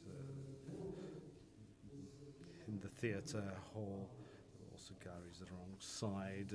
Despite radical transformations that have gone on, we have also some evidence of the initial shape and the layout of the theatre hall, and here you can see the excavations of the corridor leading from the staircase to the theatre hall. You can see what kind of constructive elements were used to secure the balcony, reinforce the balcony, but there are only some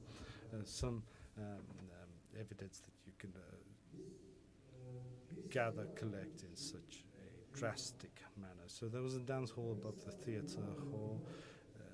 Initially it had rounded sides that we detected through the shape of the windows, and in 1791 there were mirrors used like today, procured from the Hamburg glass mirror factory. In 1787, Mus Society was founded, time to relax with the translation, with around 200 members, and all the events and masquerades were organized by the society from now on. In 1789, it was suggested that for the convenience of the visitors, another entrance should be created from the street side with next to this second window sill, which used to belong to the Mus Society. However,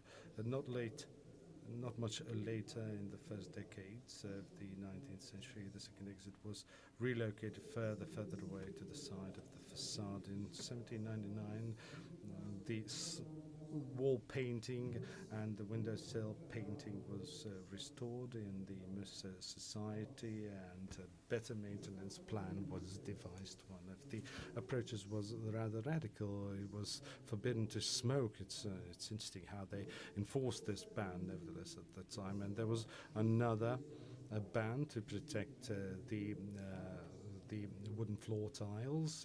You were prohibited to dance as an officer in your boots, only shoes. In 28th of November 1799, after a celebration, a rumor started spreading that the floor has caved in, and the main architect was ordered to inspect the premises. 2 days later, he reported that there's no danger and the building is safe, which is an obvious conflict of interest from today's perspective. And Haberle had to actually criticize his own creation, and he was, of course, not impartial. In 1810, in different publications, we can see an article about the theatre claiming that everyone who comes into the theatre is suppressed by the poverty that the architecture here presents, and people very quickly get tired of the atmosphere, and if it weren't for the seat backs, you would feel very inconvenient. In case of a fire, you wouldn't find an exit.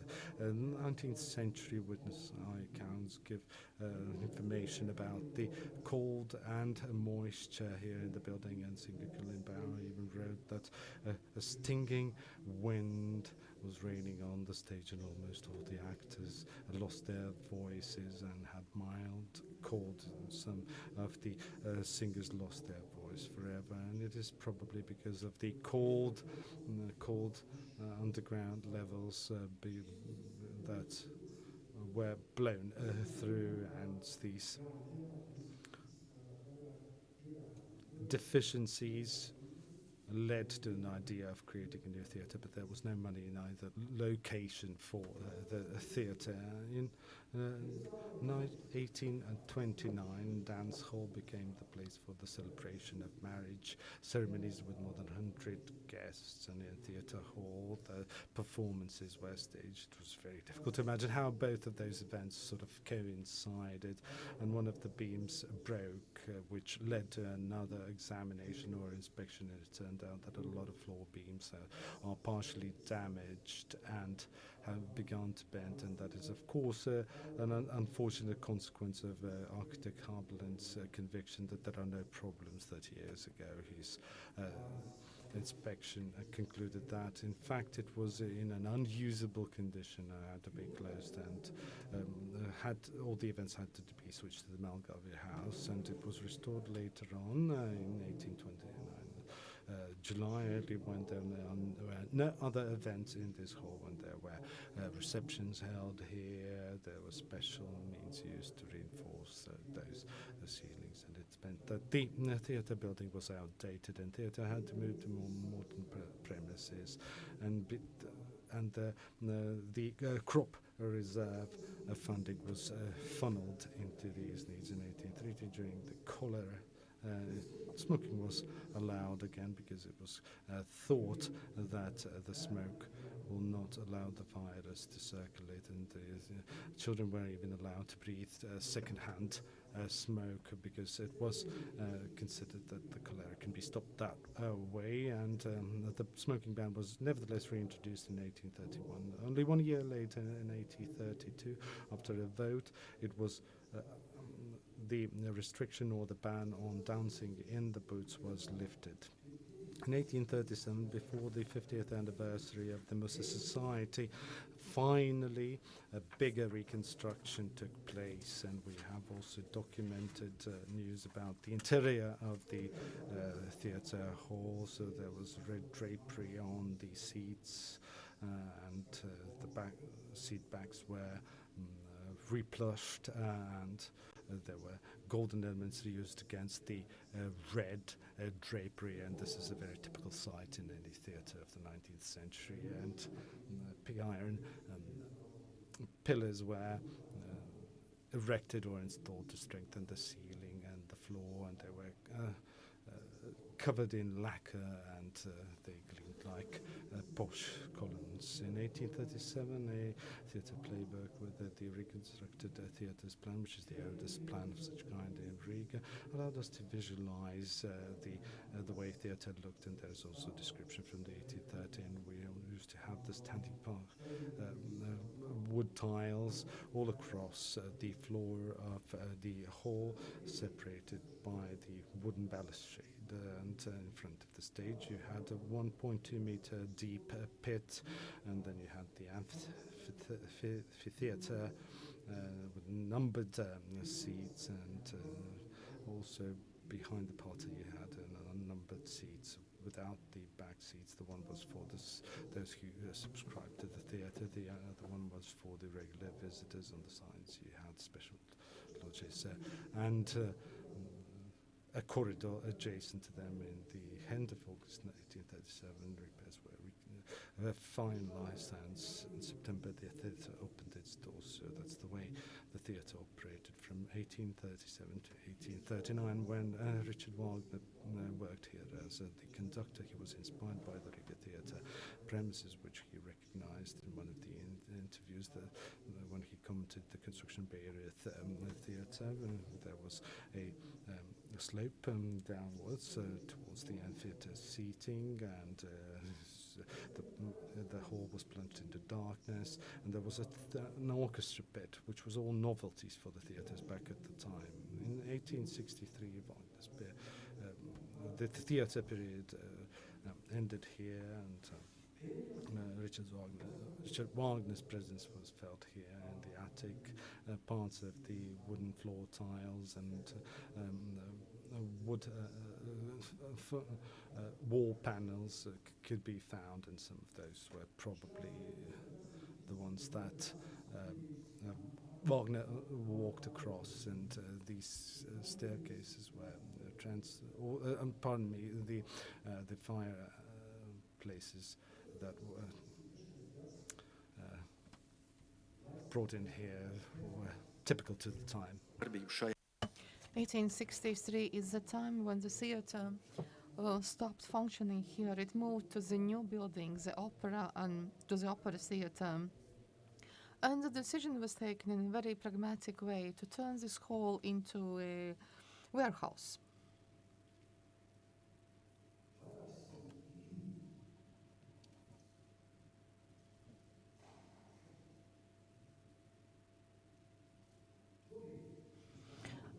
But at the time, this hall continued to exist. And these 6 windows of the dance hall had red silk curtains, and 5 mirrors with tables were located between windows, just like today. 2 large mirrors at the end of the hall, of 4 rounded and 8 Turkish sofas, 12 mahogany and 60 ordinary chairs. In 1866, it was decided to create better and lighter premises for the reading room and library of the association. But it was in a very bad, this whole building, the block was in a very bad technical condition.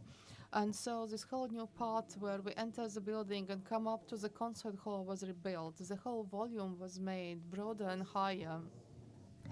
Important structural changes were introduced when new staircase was built. It's in 1866, this staircase.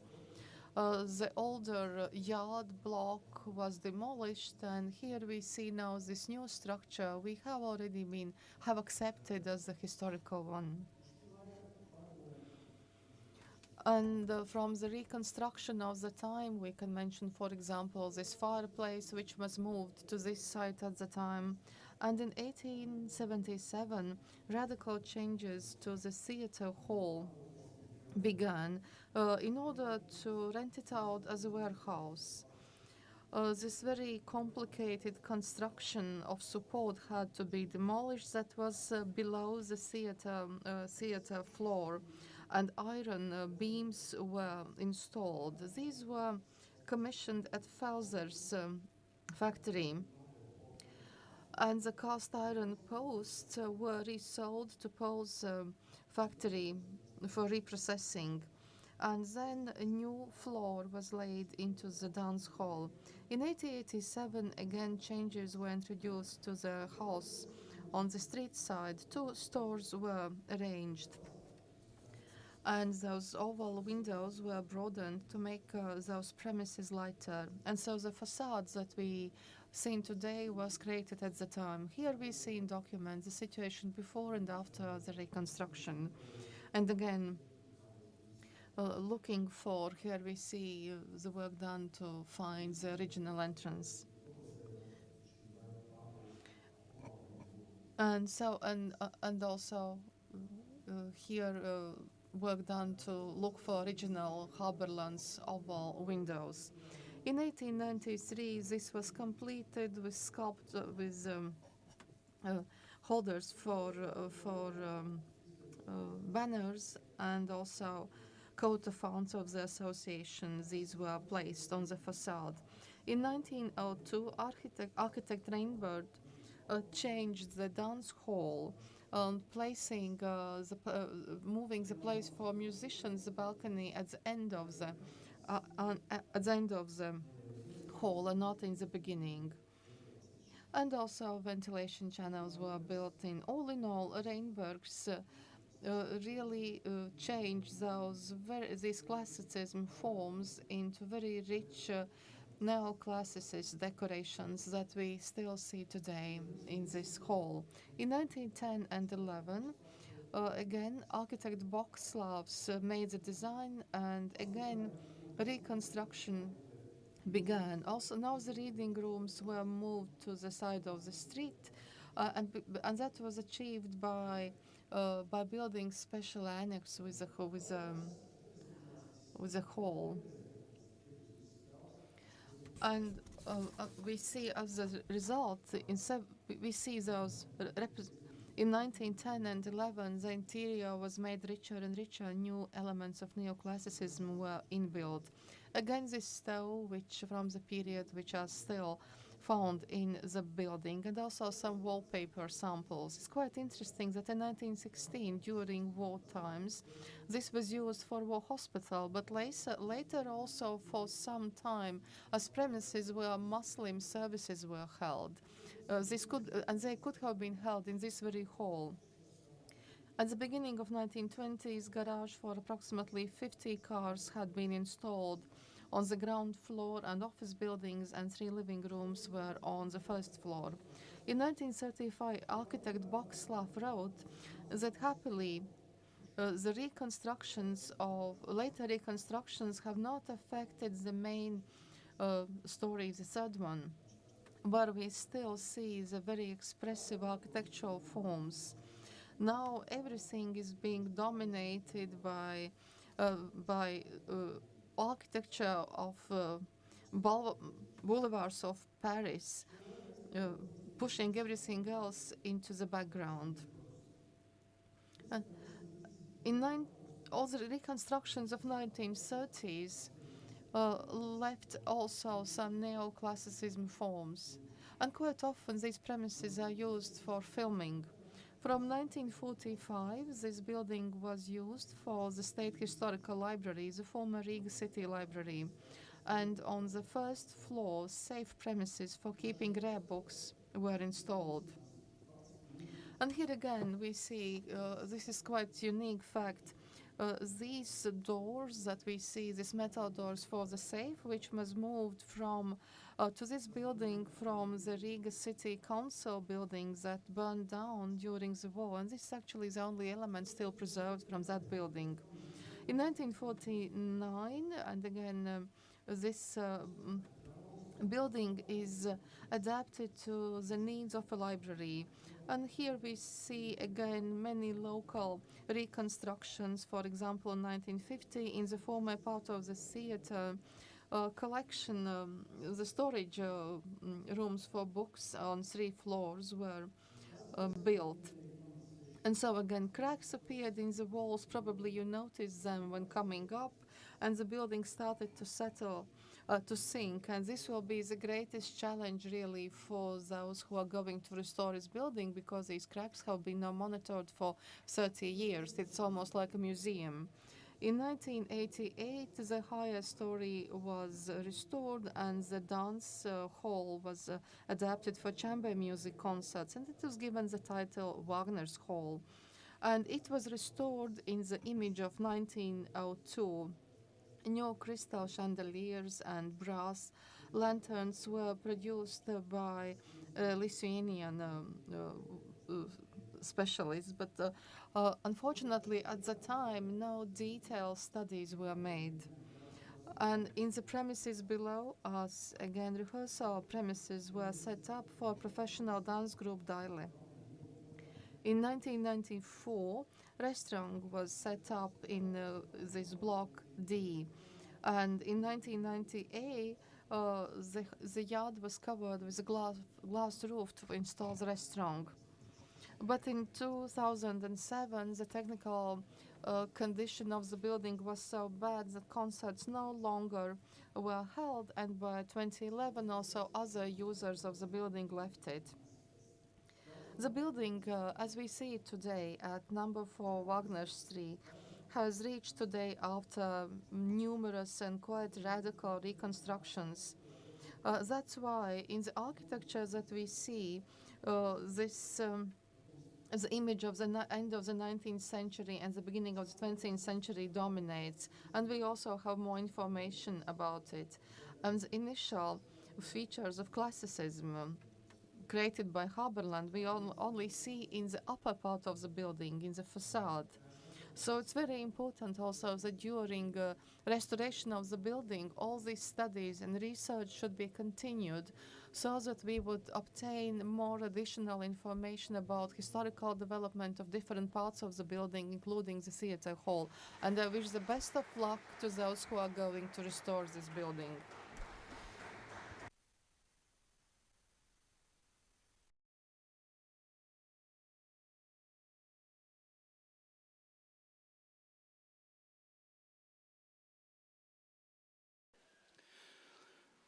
Sveicināti. Ladies and gentlemen, welcome back to the conference marking the 240th anniversary of Riga City Theatre. I hope you used the break to informally discuss the questions that you wanted to probably ask here but didn't have a chance to. Before we go over to our speeches by Zaiga Gaile and Lolita Fūrmane, I would like to give the floor to the President of the International Association of Wagner Societies, Herbert Fineske. Ich freue mich, dass ihr alle so schön vertreten seid. Wunderbar. Meine Damen und Herren, Māris, Frau Gaile, sagen, dass wir als Wagner-Verband international sehr stolz auf dieses Projekt sind. Wir alleine hätten das niemals geschafft, obwohl wir weltweit 125 Verbände sind, die ich repräsentieren darf. 45 davon allein in Deutschland. Ihr seht in Riga, in Tallinn, in Tartu, in Turku. Es gibt überall, auch in Osteuropa, Wagner-Verbände, sogar in Petersburg und Moskau. Und 3 Verbände in der Ukraine, die wir sogar dieses Jahr als Stipendiaten in Bayreuth begrüßen durften. Und ich möchte mich sehr, sehr herzlich bei Māris bedanken, vor allem, dass er dieses großartige Projekt angestoßen, gefördert und weiter begleiten wird mit den Architekten, mit dem ganzen Arbeitsteam, was dazugehört. Es ist eine Riesenaufgabe und die Vorträge bis jetzt haben mich so begeistert, dass ich mir das nicht hätte vorstellen können, was hier für ein Projekt in Gange gebracht wird nach 240 Jahren nach der Gründung dieses Hauses durch die Familie Vietinghoff. Ganz herzlichen Dank dafür. Und wir werden natürlich alles weiter tun. Viele Verbände haben schon Spenden gemacht für das Theater, für verschiedene gezielte Projekte. Auch darauf sind wir natürlich sehr stolz. Und das Haus, wenn es fertig ist, ist das Schöne, dass es nicht ein neues regionales Theater wird wie überall, sondern es wird eine internationale Begegnungsstätte werden für Musik, für die Kultur, für Gesang, für das Zusammentreffen europäischer Künstler, Musiker, auch Manager, die dazugehören. Und es wird ein großer Teil der authentischen Orte Richard Wagners und seines Schaffens, die wir noch haben. Das Epizentrum, Sie wissen alle, ist natürlich Bayreuth. Aber wir haben Venedig, seinen Sterbeort mit dem Palazzo Vendramin und dem Palazzo Giustiziano, dort, wo der Tristan entstanden ist. Und wir haben Triebschen, wo er einige Jahre gelebt hat, auf Kosten des König Ludwigs, der die Miete dort finanziert hat. Und so entsteht in Riga ein nächster authentischer Ort, für den ich sehr dankbar bin. Und ich werde das auf unserer Website und den Verbänden bringen. Und ich bin dankbar, dass ich heute dabei sein darf. Vielen Dank an Sie alle. Danke sehr. Moment, bevor ich es vergesse. Aber er ist so unscheinbar da hinten. Der Ururenkel Richard Wagners, Antoine Wagner. Ich begrüße dich ganz herzlich in unserer Mitte. Er ist auch für Eva, seine Mutter, da. Schön, dass du da bist. Danke.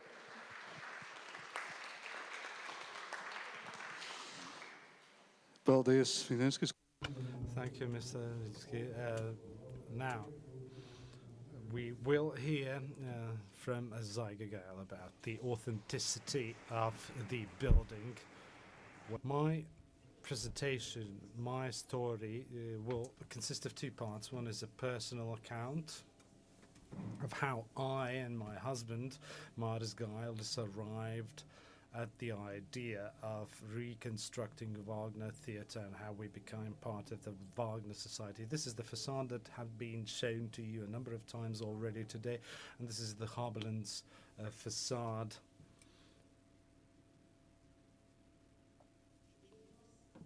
Vietinghoff.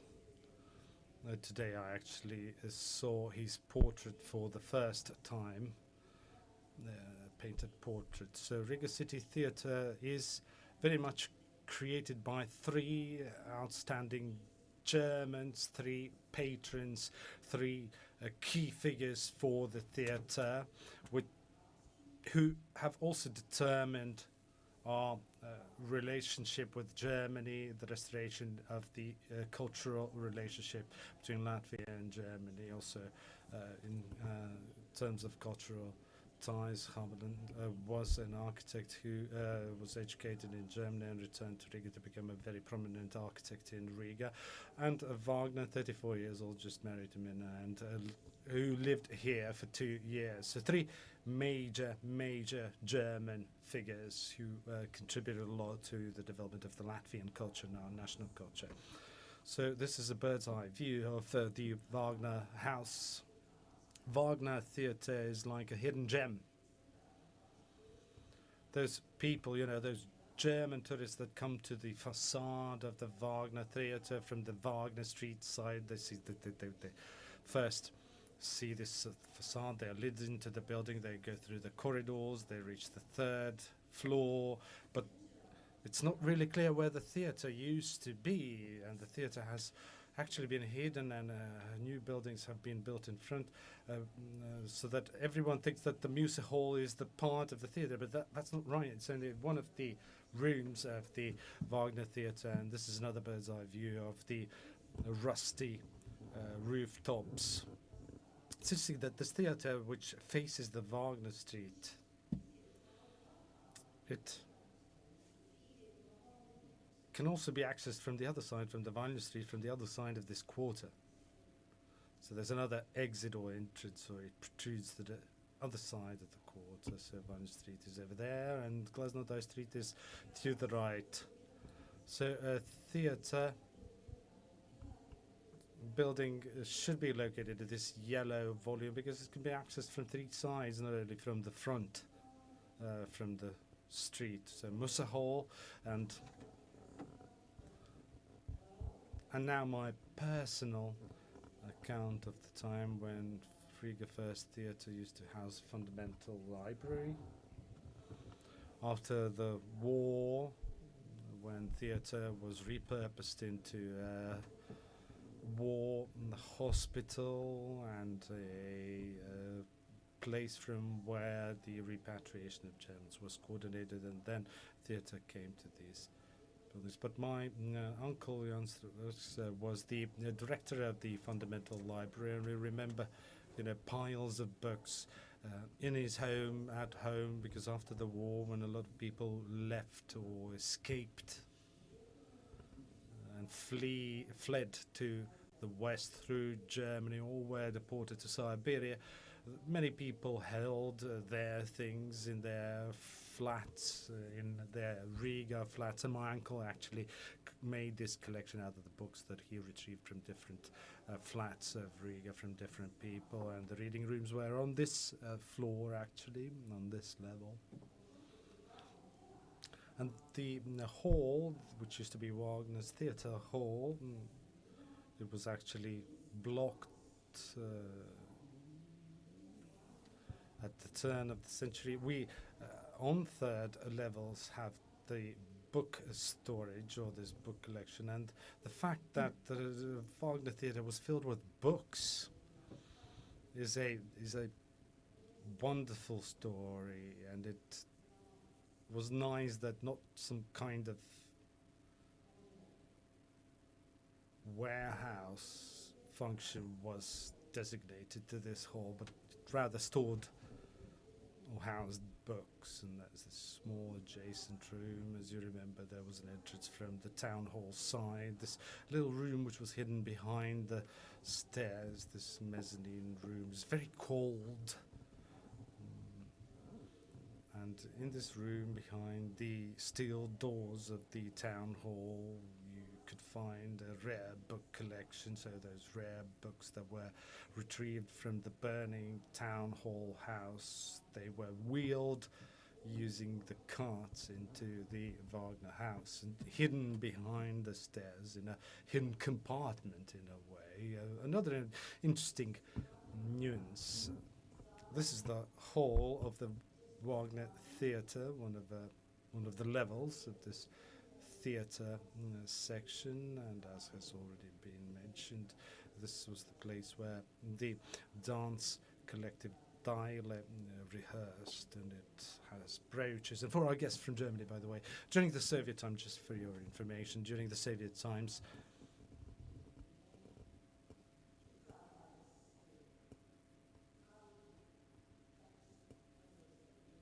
so national folk sort of symbols and arts were supported by the Soviet rule, but they were very closely somewhat intertwined with the communist ideology, and so those brooches from the Soviet times are a modern day Valkyries, I would call them. They sort of meant a good thing, but actually were dreadful. And this is an image from when we started working on the Wagner Theatre project some 5 years ago, or probably more. I was invited to the Wagner Society founding event. Society was founded by Ilmārs Dirveiks. He's in this room today. He's among us today. Several musical historians came together. I was invited as an architect, and we, started discussing about how wonderful it would be to have the Wagner Theatre, a hall restored. It was just, nice sort of daydreaming, or, dreaming of what might happen. Our government didn't have any money for the restoration of the Wagner Theatre. It wasn't one of the budget priorities or priority projects in our budget. But then one day on Saturday, when we hosted Gentlemen's Club at our home, Māris Gailis had established a Gentlemen's Club. So gentlemen came, they were talking, and they were sitting there. And when they left, I told Māris, you keep on, talking about all sorts of things. So why wouldn't you choose a project to support and promote? Why couldn't it be a Wagner Hall project, for example? Because we had recently completed the Janis Lipke Museum in Uppsala, and as when it comes to the Lipke Museum, we actually started from scratch. 3 people came together: August Sukuts, Viktor Janssons, and Māris Gailis, and we learned who Māris Lipke is, and we gathered donations to build the Lipke Museum, which is very successful, by the way, in Uppsala.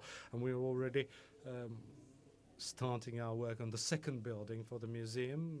And the museum is an interesting venue where discussions, meetings are taking place, theatre plays are being staged, poetry readings are being held, and we have bought an adjacent land lot and are currently working on the second phase development of the theatre building complex. And so we started dreaming with Māris, you know. Maybe it's not all about money. We should, you know, make our dreams possible even without money, that it's not always money that needs to be found to implement your dreams. And then we approached Andrejs Žagars and he gave us tickets to Wagner Theatre. And 5 years ago we met Eva Wagner for the first time. Eva, Madam Wagner was in her last year being the director at the Wagner Theatre. She was then succeeded by her half-sister, and Eva left Bayreuth with, you know, quite bitter feelings. And when we came to her room, she brought us to the orchestra right away, and she said, you know, this is probably the solace and probably the sort of the project that will keep me going, because we'll have a real project to work on. And we started working on the Wagner Theatre project for the project of the theatre, where Wagner worked for 2 years. This is how we started our road to Bundestag, and we went to Bundestag. Was it 2 years ago, where we finally received by the members of the Bundestag? That's when we presented the idea about this theatre, our initial ideas, and then Māris, you know, created the Wagner Society, Riga Wagner Society. And then we were invited to visit Bundestag. And this is an image from us in the Bundestag with a member of the parliament, Karl, to whom we owe a lot. It was a German-Baltic cooperation group leader and the financier. And when we were invited to the Bundestag, we decided that we need to bring something together with us instead of just stories about how wonderful it would be to restore this theatre. And then we started thinking, you know, we came up with different drawings or the blueprints even, and we even created a mock or a model of the theatre. This is the night before going, you know, us trying to complete this model or the mock model, so we should put it in the camera obscura to bring it to Germany, and we made a custom suitcase that could be opened from any side and with lights. And when you open this, you know, camera obscura, Rinsey overture began playing. So we played this Rinsey overture at the Bundestag, and they gave us 5 million.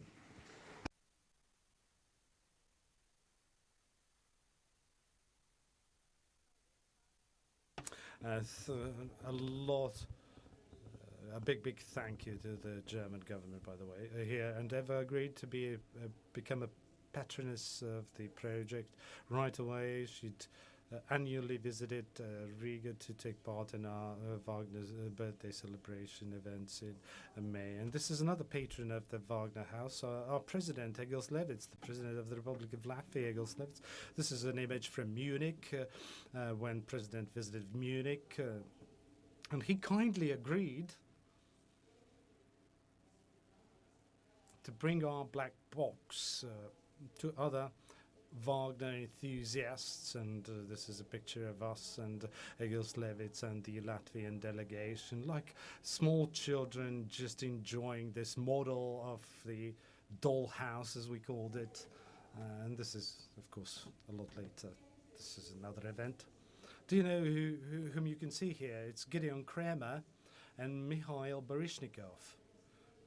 In fact, I have a joint project with Mikhail Baryshnikov right now. We are building a house for him as well in Riga, and he comes to Riga on a regular basis. And one day, by the way, he came to Riga, and we were meeting Gideon Kramer that day, and for more than a year, Gideon Kramer was rehearsing, or basically lived Kremerata Baltica, Kremerata Latonica, lived in the Wagner house. So two schoolmates actually met at the Wagner house, and Gideon greeted Misha with by saying, you know, welcome to my house or home. And there were rehearsal rooms before that, and the office also was here. And Kremerata, by the way, rehearses here to this day. They are not school classmates, of course. They are schoolmates. Gideon was a classmate of the Mikhail Maisky, and Mikhail Borishnikov was 2 years away from him or 2 years down from him. I'm not really sure, but they were, you know, schoolmates. It just goes to show, you know, how strong musical education and traditions are in Latvia, how steepled we are in this tradition. And we went on Saturday to Kremerata concert, and yesterday we had the pleasure of enjoying Mr. Osokin, Dmitry Osokin. Tonight we'll listen to Andrei Osokin. Nevertheless, you know, with Wagner in mind, we have a garden party every summer, Wagner-themed garden party to collect the donations. We also have a little concert in our backyard as well. And 2 years ago, we thought, you know, what should we do? And he ordered or commissioned a Wagner sculpture made of ice. So this is the Wagner ice sculpture. He was slowly melting. And children, and slowly turned children into Wagner enthusiasts and lovers. This is an auspicious moment, an auspicious event when on stage of the Wagner House, the President of the Republic of Latvia, Mr. Egils Levits, Mayor of Riga, and the manager of the National Real Estate Agency sign the agreement on transferring of the building to the Riga Wagner Society. For you to, you know, understand, this is again from my personal experience, this is my personal account here. When Māris went to our Minister of Finance, he said, you know, just, you know, let us be, we don't have any money, and we have the acoustic concert hall. And Māris, and he said to Māris, you know, just take the building and do whatever you want with it.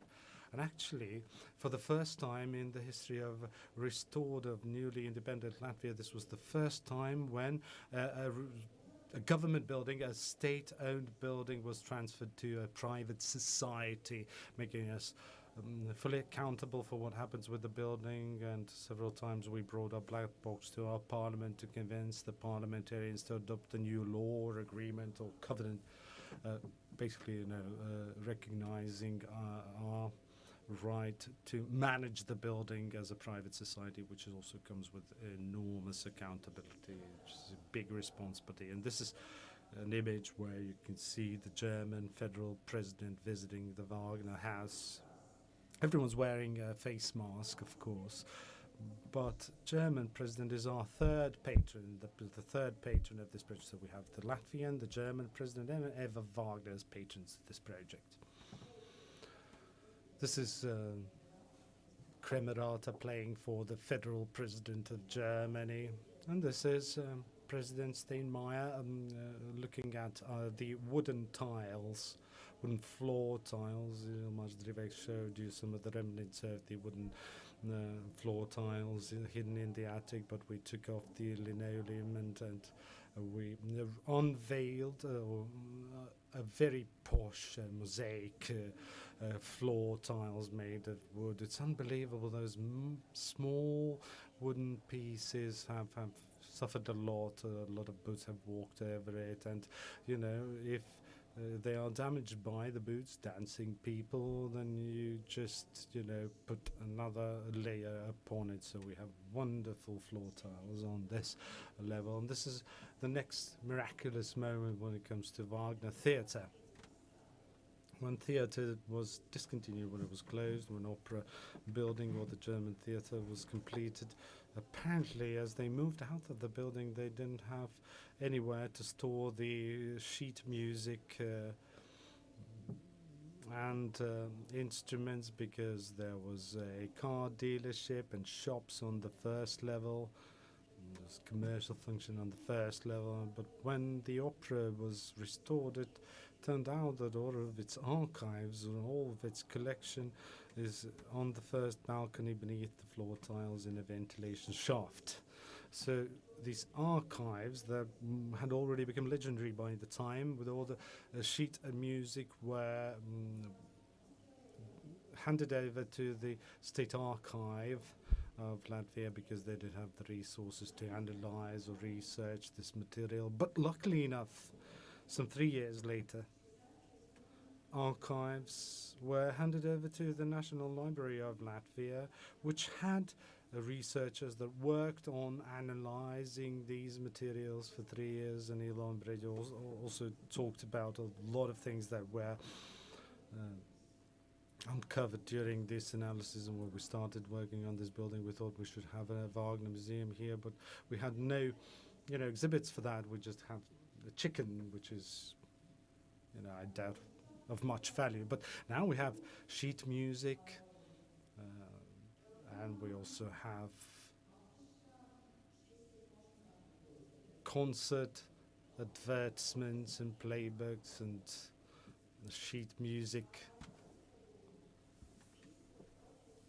And in archives we found sheet music of all the orchestral sections, quite an extensive material with side notes of stage designers or conductors, I don't know really, but all of these items will be exhibited here. All of them are authentic and come from the times of the theatre when it was actually operational. Now, about the attic.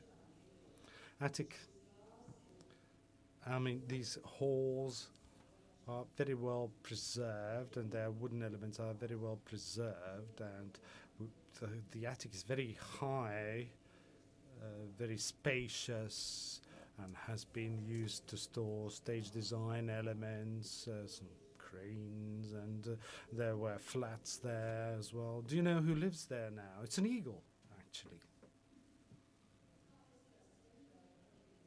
How did eagle end up in the city centre, in the very heart of a city?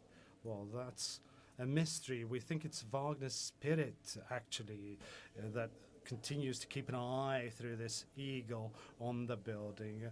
On one side of the attic you have pigeons, and on the other side you have eagle living there. He doesn't live there permanently. He comes in every other day. He was found by the guys who restored the wooden floor tiles. They just had them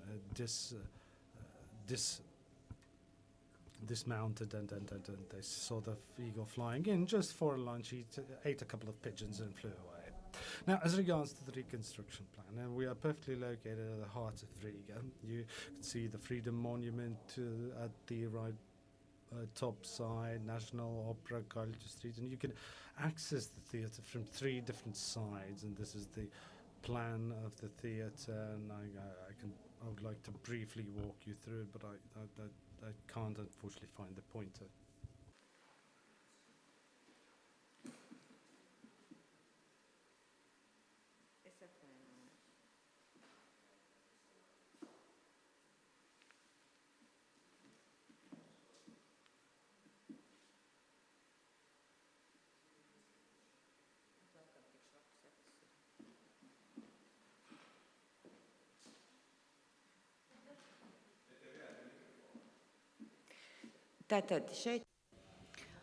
Here we see the plan of the theatre. This is the ground floor, the ground level. Well, theatre is very complicated. To reach the main halls, you have to walk from Wagner Street through the yard on the left side. But we have all this enfilade of premises around the yard, and we had to find some kind of way how to split it all for different stories and organize it. This is the basement, then we have the ground floor, the ground level. In the basement, we would organize cloakrooms and toilets. The land is too valuable to use other. So all those service premises and warehouses, everything will be in the lower ground floor. And whenever we work there, we find new premises. The original lower ground floor is on the left side, but on the right side we have again discovered some new premises. And so this is the first floor, and here again we see how these premises are arranged in enfilade, and you can walk through all of them and round, and we have to understand what to do. This is now the floor that we are on, Musse Hall, and then the fourth floor, the attic, and then the fifth, and you now see this building in cross section. And I will now move back, and I will speak about different functions. We are really digging into the underground very seriously. So we are using all the premises available. The ground floor is for the public. The first one with lower ceilings is the creative one. The second is Musse Club. And the third one, that would be for master classes, workshops, and also student residences.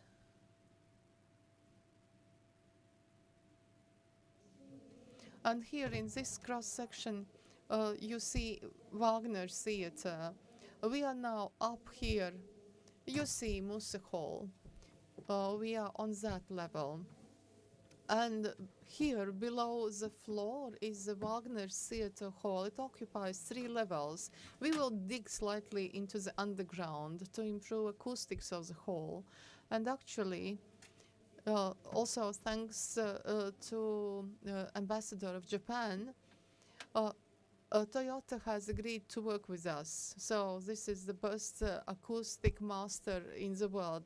Eva Wagner already told us at the time, she promised we will get Toyota work for him, and Toyota has consented.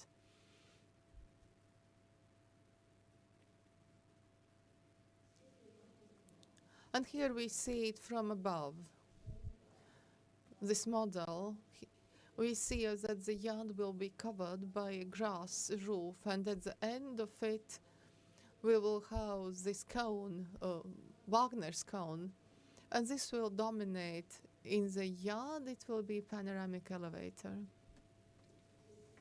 And here again we see the building from above, the facade. This is the view outgoing to the yard up to the roof. Roof will be in glass, and we see also this elevator. So this will allow people to find bearings in this premise. And here we see the hall. Wagner's hall will have the stall, the stages, the orchestra bed, and this is the model that we have made. And we are trying to reconstruct according to the descriptions how this hall might have looked like. As it was characterized once, that architecture had been very simple, very light colors, green colors, red colors, a bit of gold, and boxes were draped in red.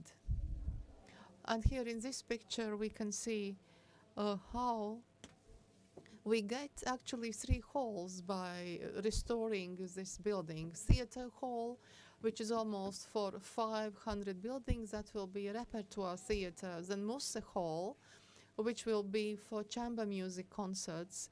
And this whole level will be intended also for renting out. We will be able to earn money. Vietinghoffs were also earning money. And then the attic hall, that will be a wonderful space to be used for exhibition, for concerts, for different events that can be held up there. Now about the facade. Ilmārs Dirveiks also was speaking about the building. This is Harborland's facade. He drew it as a theatre.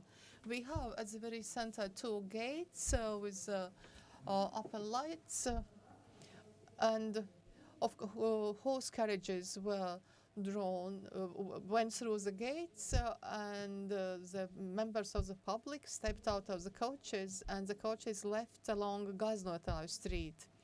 And from this original facade, we only have left this Musse level.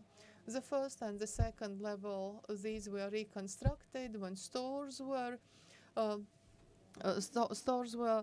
arranged there and as in Paris, and in the attic floor apartments were installed and windows were enlarged. Now we have the current facade looks like this, and it looks really different from the original one. And this is the one that we are offering.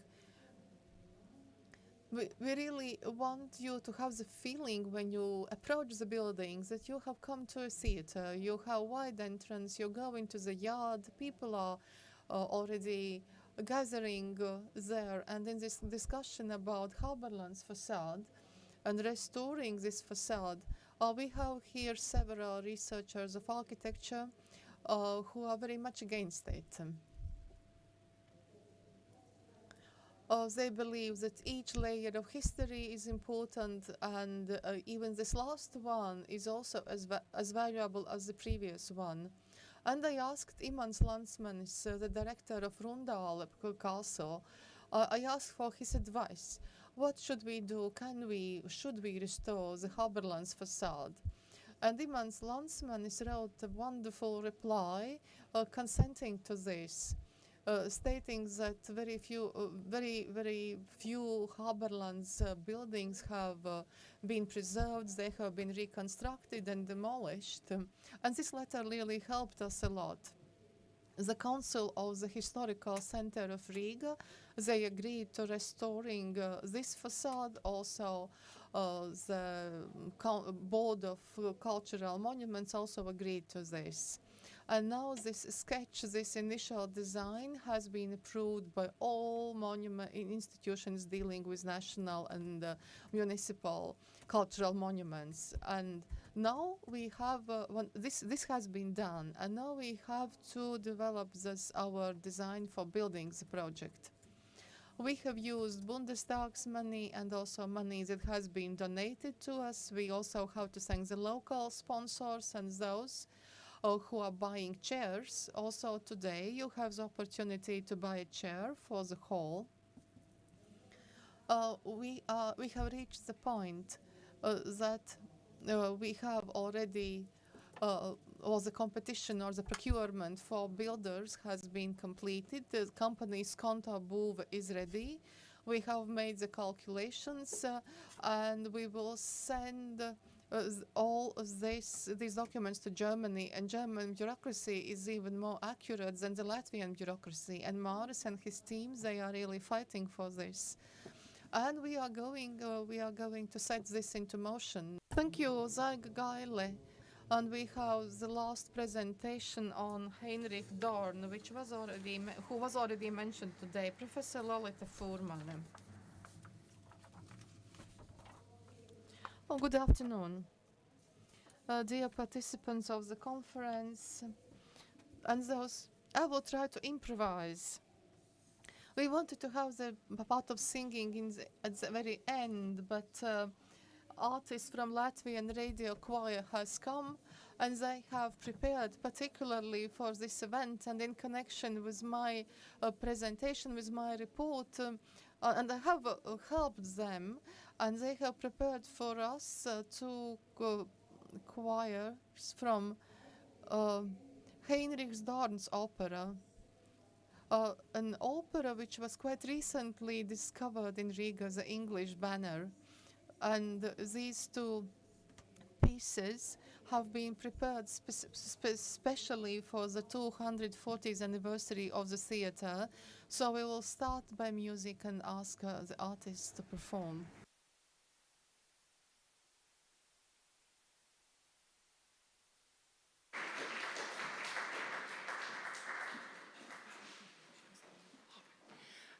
Tātad mēs dzirdēsim divus korus. Pirmais.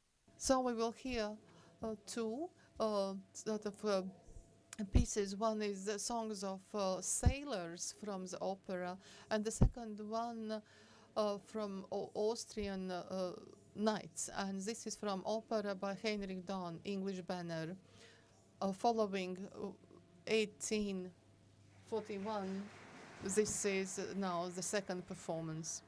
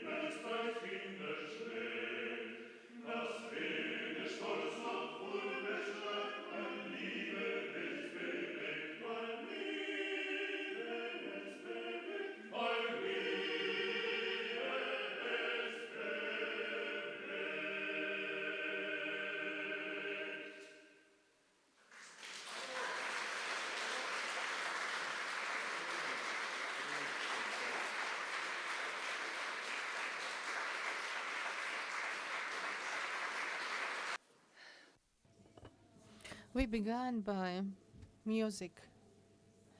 Well, the intention was to have it at the very conclusion of the event, but perhaps it's quite apt that we heard it at the beginning, because now we have some kind of perception or some kind of impression how Heinrich Dorn sounds.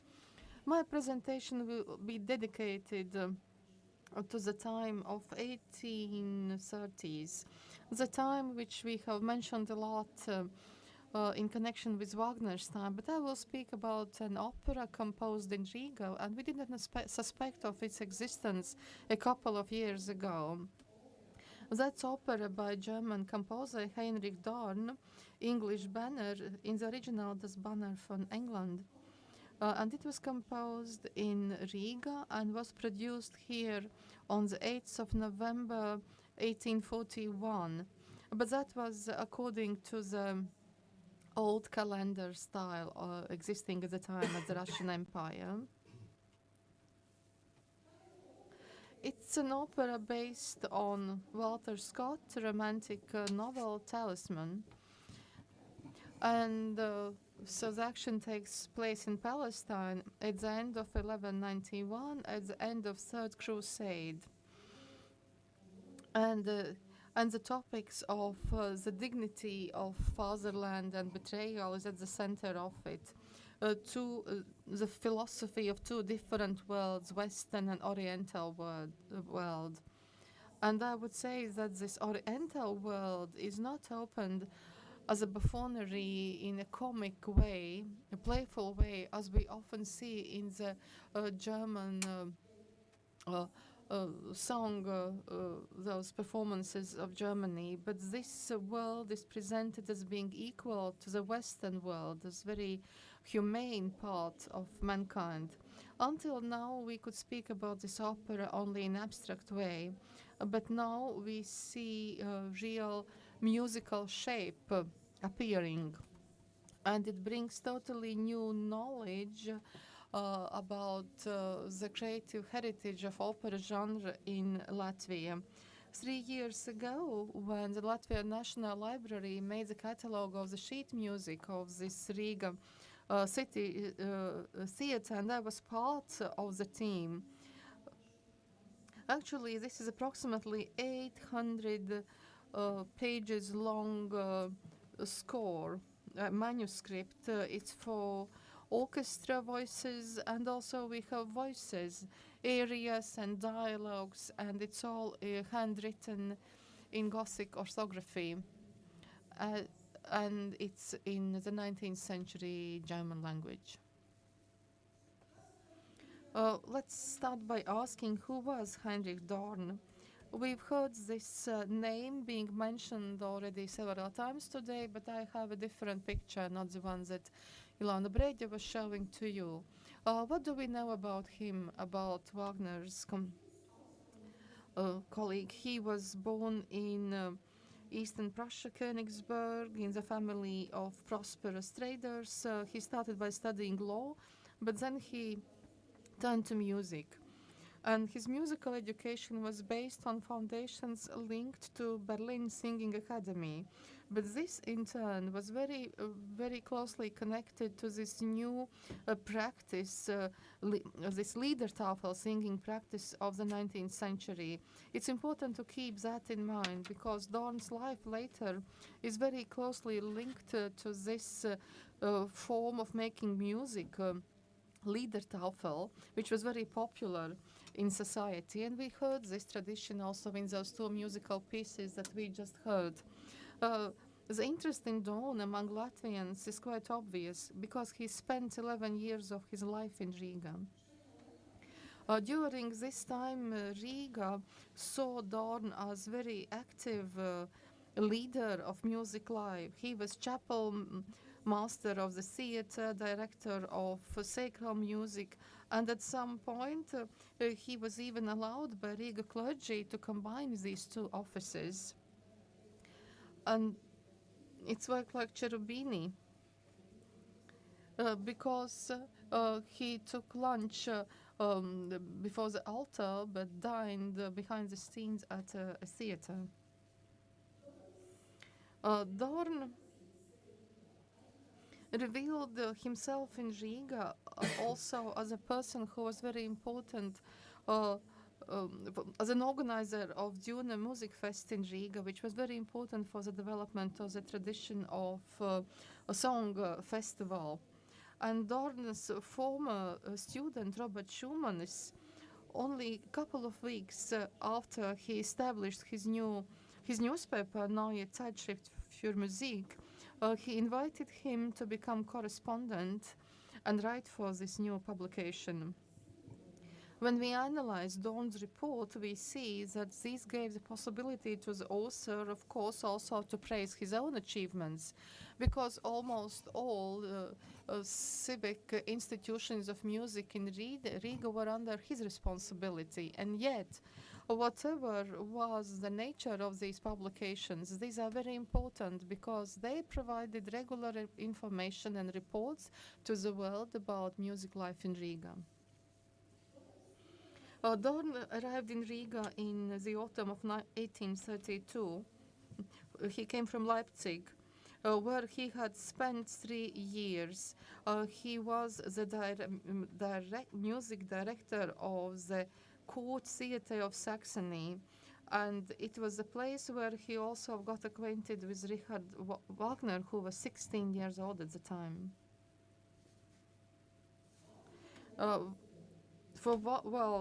Wagner was born in Leipzig, and his elder sister Rosalie was actress at the Leipzig Theatre, and this was another reason which promoted their closer acquaintance. Dorn supported the new talented musician by playing in Leipzig his first overture for orchestra. Perhaps these human contacts also made Wagner inquire about possible office of chapel master in Riga in 1836. Wagner's intention to go to Riga was implemented 1 year later when German actor and writer Karl von Holte became the managing director of Riga Theatre. We also saw his portrait earlier today. He was an outstanding personality. And when he left Riga in mid-19th century, he published in Germany his crime novel, Ein Mord in Riga, so Murder in Riga. And by the way, this book is available also online today. And in this novel, we can find some very nuanced observations also about society and public visiting theaters in Riga.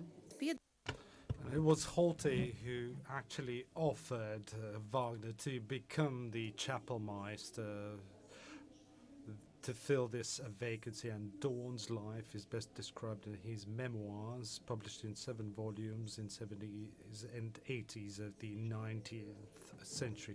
According to his memoirs, Dorn and Wagner were on very friendly terms initially, although some of his own recollections are very mentorish. For Wagner, Dorn was an older brother. For Dorn,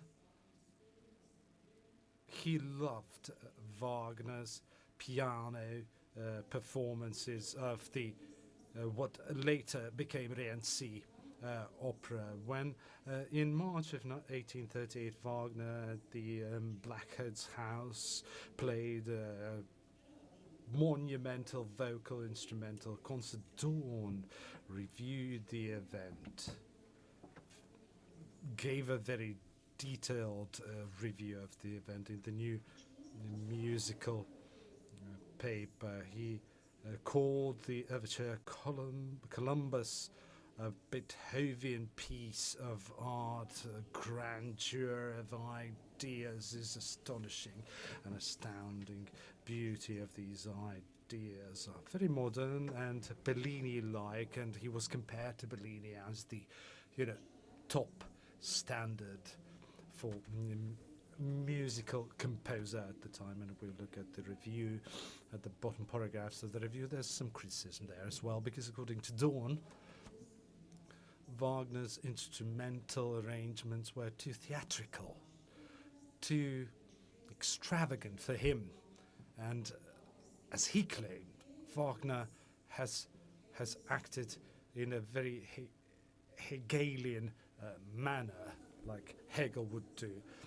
Under Heldt, the Riga City Theatre was modernized under his leadership, and architects very eloquently described that before me, and a huge artistic development took place. One of the Estonian critics, Ilmārs, in one of his articles about Riga Wagner House, wrote that in 1838, in the first season of the Heldt Theatre, the inhabitants of Riga gave the 14,000 silver rubles grant to the theatre, and according to Arrow, this gave Wagner an opportunity to dream of the Riga City Theatre as more than just a theatre, as a cultural venue, as a cultural hub, as a theatre, as a sacred place, not just a provincial comedy stage. The hall of the theatre is not too luxurious, and the orchestra pit is very, very claustrophobic, as according to Wagner it had only place for first violin, second violin, and counterbass, but as a string quartet, barely enough. But it is also notable that many operas that were staged and produced here in Latvia, and I've gone through the sheet music of these operas that I have researched from the Latvian archives, indicate that the first violin, second violin, and counterbass is the size of the string section in these operas. And it was all aligned with the sort of opera facilities that were available here at the time. And in spring of 1839, because of the conflict with Wagner, the theatre decided to discontinue its cooperation with Wagner, and Dorn was offered to become a stage director and an artistic director of the theatre, which of course drew both musicians apart, and according to Wagner, it was a betrayal for him, it was a betrayal and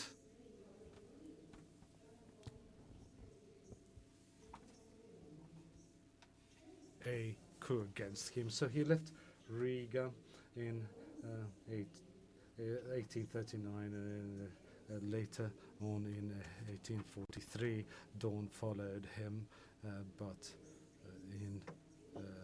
on his 30th birthday, on Wagner's 30th birthday, Dorn gave the Flying Dutchman premiere to the Riga music lovers. This production, which was delivered to the audience in Riga to raving reviews, was also criticized by Arrow because of being too instrumental. Nevertheless, Arrow recognized the talent behind the opera, the talent that promised to bring the German music out of the desert and give it to the world.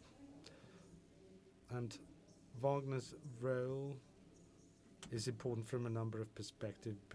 From a perspective of this individual relationship between the two musicians, that although there was a betrayal existed for their life, and Dorn was also the witness of the development of the Wagner Riga opera. And thirdly, and interestingly enough, the Dorn opera, the English banner, which was composed shortly after Wagner leaving Riga, one of the main protagonists was Richard Lionheart, or the Richard Löwenherz in German, and the Queen Berengaria longing to see her husband awaking from the tremors and nightmares with the name Richard on his lips. It was a surreal comparison of Dorn-Wagner complicated relationship. No matter what's your take on the relationship, one thing is certain: Dorn wasn't just Wagner's satellite, if you will. He was an artist in his own right, a musician in his own right, with his own path and mission. This slide shows a concert advertisement for the Wagner celebration in Riga in 1936. You can see different locations where the events took place. The Riga Square, where Friedrich Schneider's Judgment Day was performed. Beethoven's 7th Symphony was performed in another location in Chesedars, another monumental Beethoven orchestral piece. Wellington's Victory was performed, or the fight by Victoria was performed.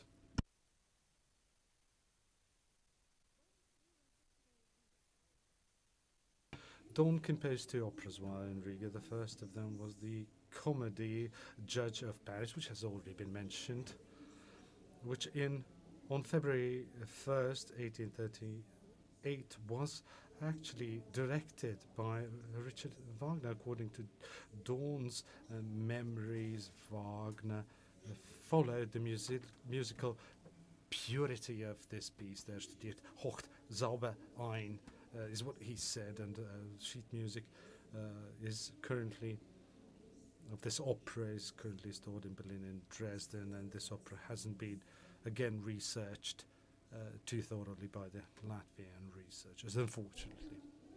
Dorn's second Riga opera, the English Banner, on the contrary, was performed only a couple of times and actually disappeared from the sort of radar of the opera researchers, apart from 2 reviews in the German newspapers such as Der Zuschauer and the Riga Zeitung. There's very little information about this opera, and it was considered to be lost for some time. And now, as you browse through the more recent musical encyclopedia that had been published or released in the recent couple of decades, both in English and German, you will find that this is the lost opera that is very little known about. Nowadays, of course, these sheet music printouts allow us not only to analyze these pieces, but also analyze the opera developments in Germany in 1930s and 40s. Looking at Dorn's English Banner, you must first of all remember how it came about, or what motivated this opera, or what was the context in which it was composed.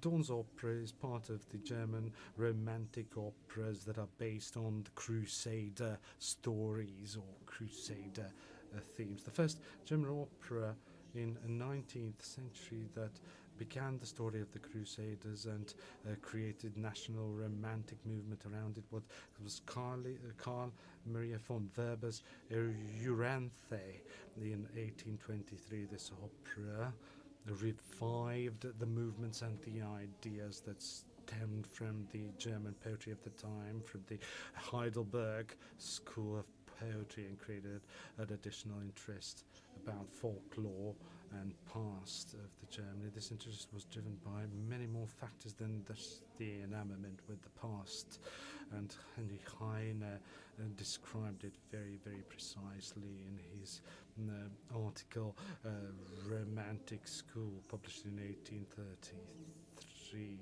And he asked the question, what is the Romantic School in Germany? And Heine gave an answer to it. It was nothing else but medieval poetry's Renaissance.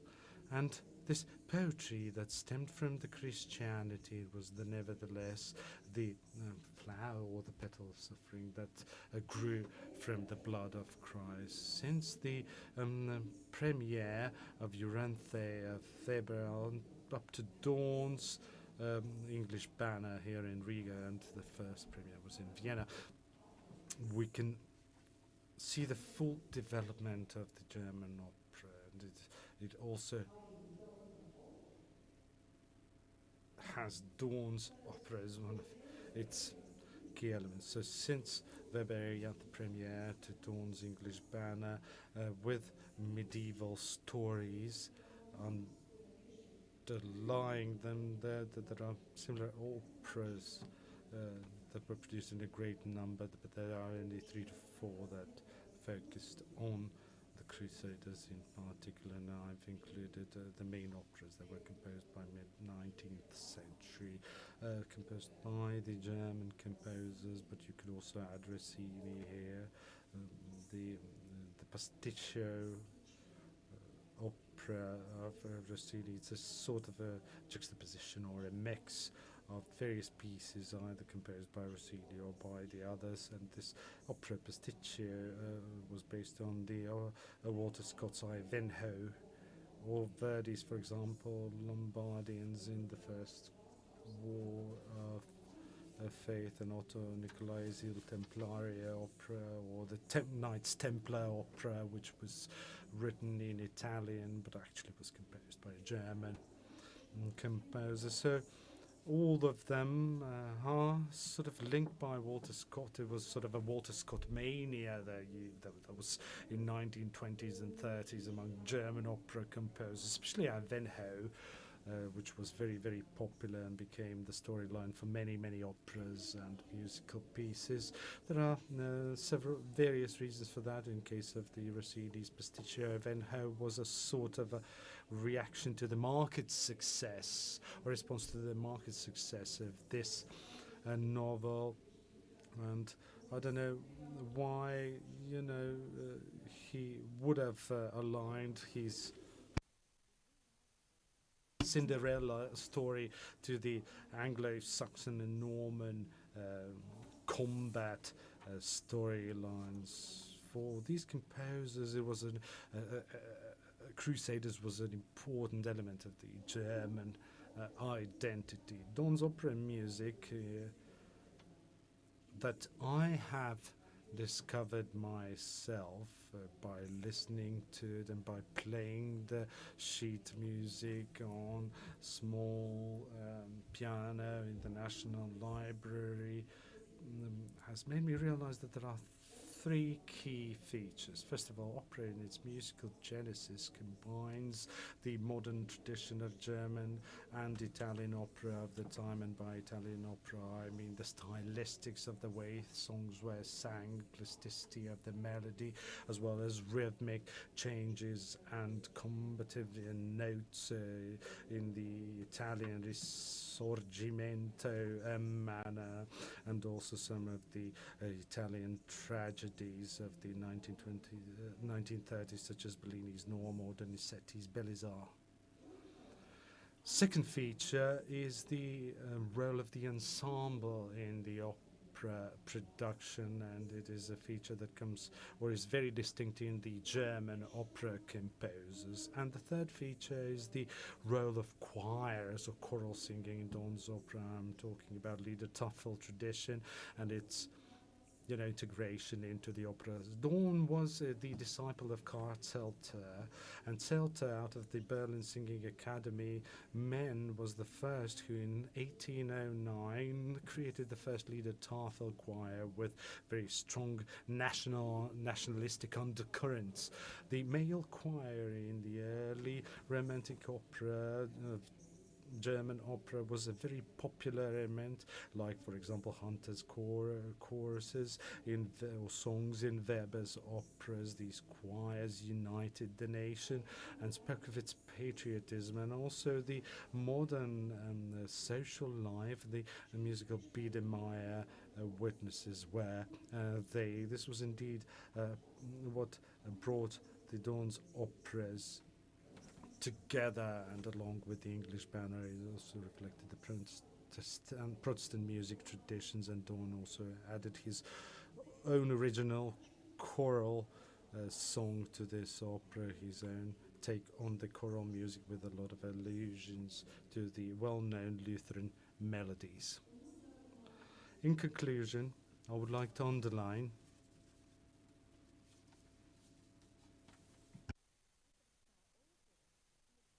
the sort of found opera, or the lost opera that we have finally found, has created a vast field for research when it comes to this specific genre of opera. It is very, very valuable and should be interesting not only for Latvian musicians but for the whole opera world. It was staged here in early 19th century. It was composed here in Riga. For us, it's very important. It opened a new chapter in our opera history and should be therefore thoroughly researched. Thank you.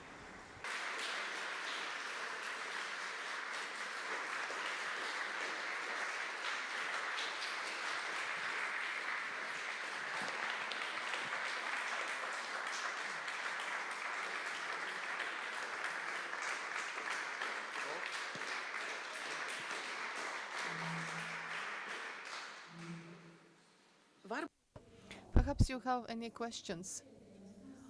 You know, I'm the last speaker. Yeah, that was my suggestion as well. Perhaps we could show interest into some sort of peculiarities in in Dorn's sheet music. Well, probably we need expert analysis of the handwriting. But in view of the fact that on many pages we see Dorn's, assumedly Dorn's comments, he even has placed dates when he wrote an area and so on. Actually, we can establish chronology of how these opera pieces have followed each other. But actually, I have a question. Can we say that this music is sufficiently important from the point of view of music, or we are just happy having this sort of historical souvenir? Or what's your opinion? Would anyone be now eager to produce this opera? I have considered this question. But before we hear a concert performance, I'm not speaking about full productions, that would be very expensive. But before we hear this concert production of this opera, we won't be able to give an answer. But we had 2 choirs performed from the opera. And I believe we would even leave humming this hall, because these choirs, this music was very attractive, very appealing, even perhaps in a popular manner, we might say like this. But there's one more point to be taken into account. I did not mention during my presentation, but I read all those 43 pages, the whole text, the whole manuscript. And I discovered there are so many nuances also in the text itself. It's important to understand what's happening in the opera, what the script is, what the plot is, and I believe there are many important details. I kept mentioning Walter Scott as one of the sources, but it appeared in 1825. And already in 27, Auffenberg, German writer, published a play, The Lion of Kurdistan. And again, the protagonist is a Muslim. And also in this opera, we see this world of the West and the East. And that Lion of Kurdistan was produced also at Riga City Theatre. And around 1853, it was still on. So, but what is this? What kind of texts we have in it? Kenneth, the Scottish knight, tells Richard the Lionheart, and he tells him in a very sort of nationalistic passage, you can ridicule me, but you can never rob or deprive me of my fatherland. And this whole motive of fatherland, we heard it also in this knights choir, Austrian knights, but we see this patriotic motive. It was very strong in this opera, and it's very pronounced. And this the English banner, of course, it's a major romantic opera with very patriotic content.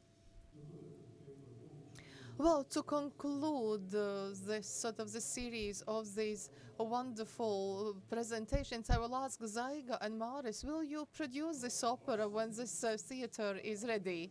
We will think about it. Well, that's a promise. Well, thank you, and thank you for the days that we have spent here together, and let's meet again at the evening concert. Thank you.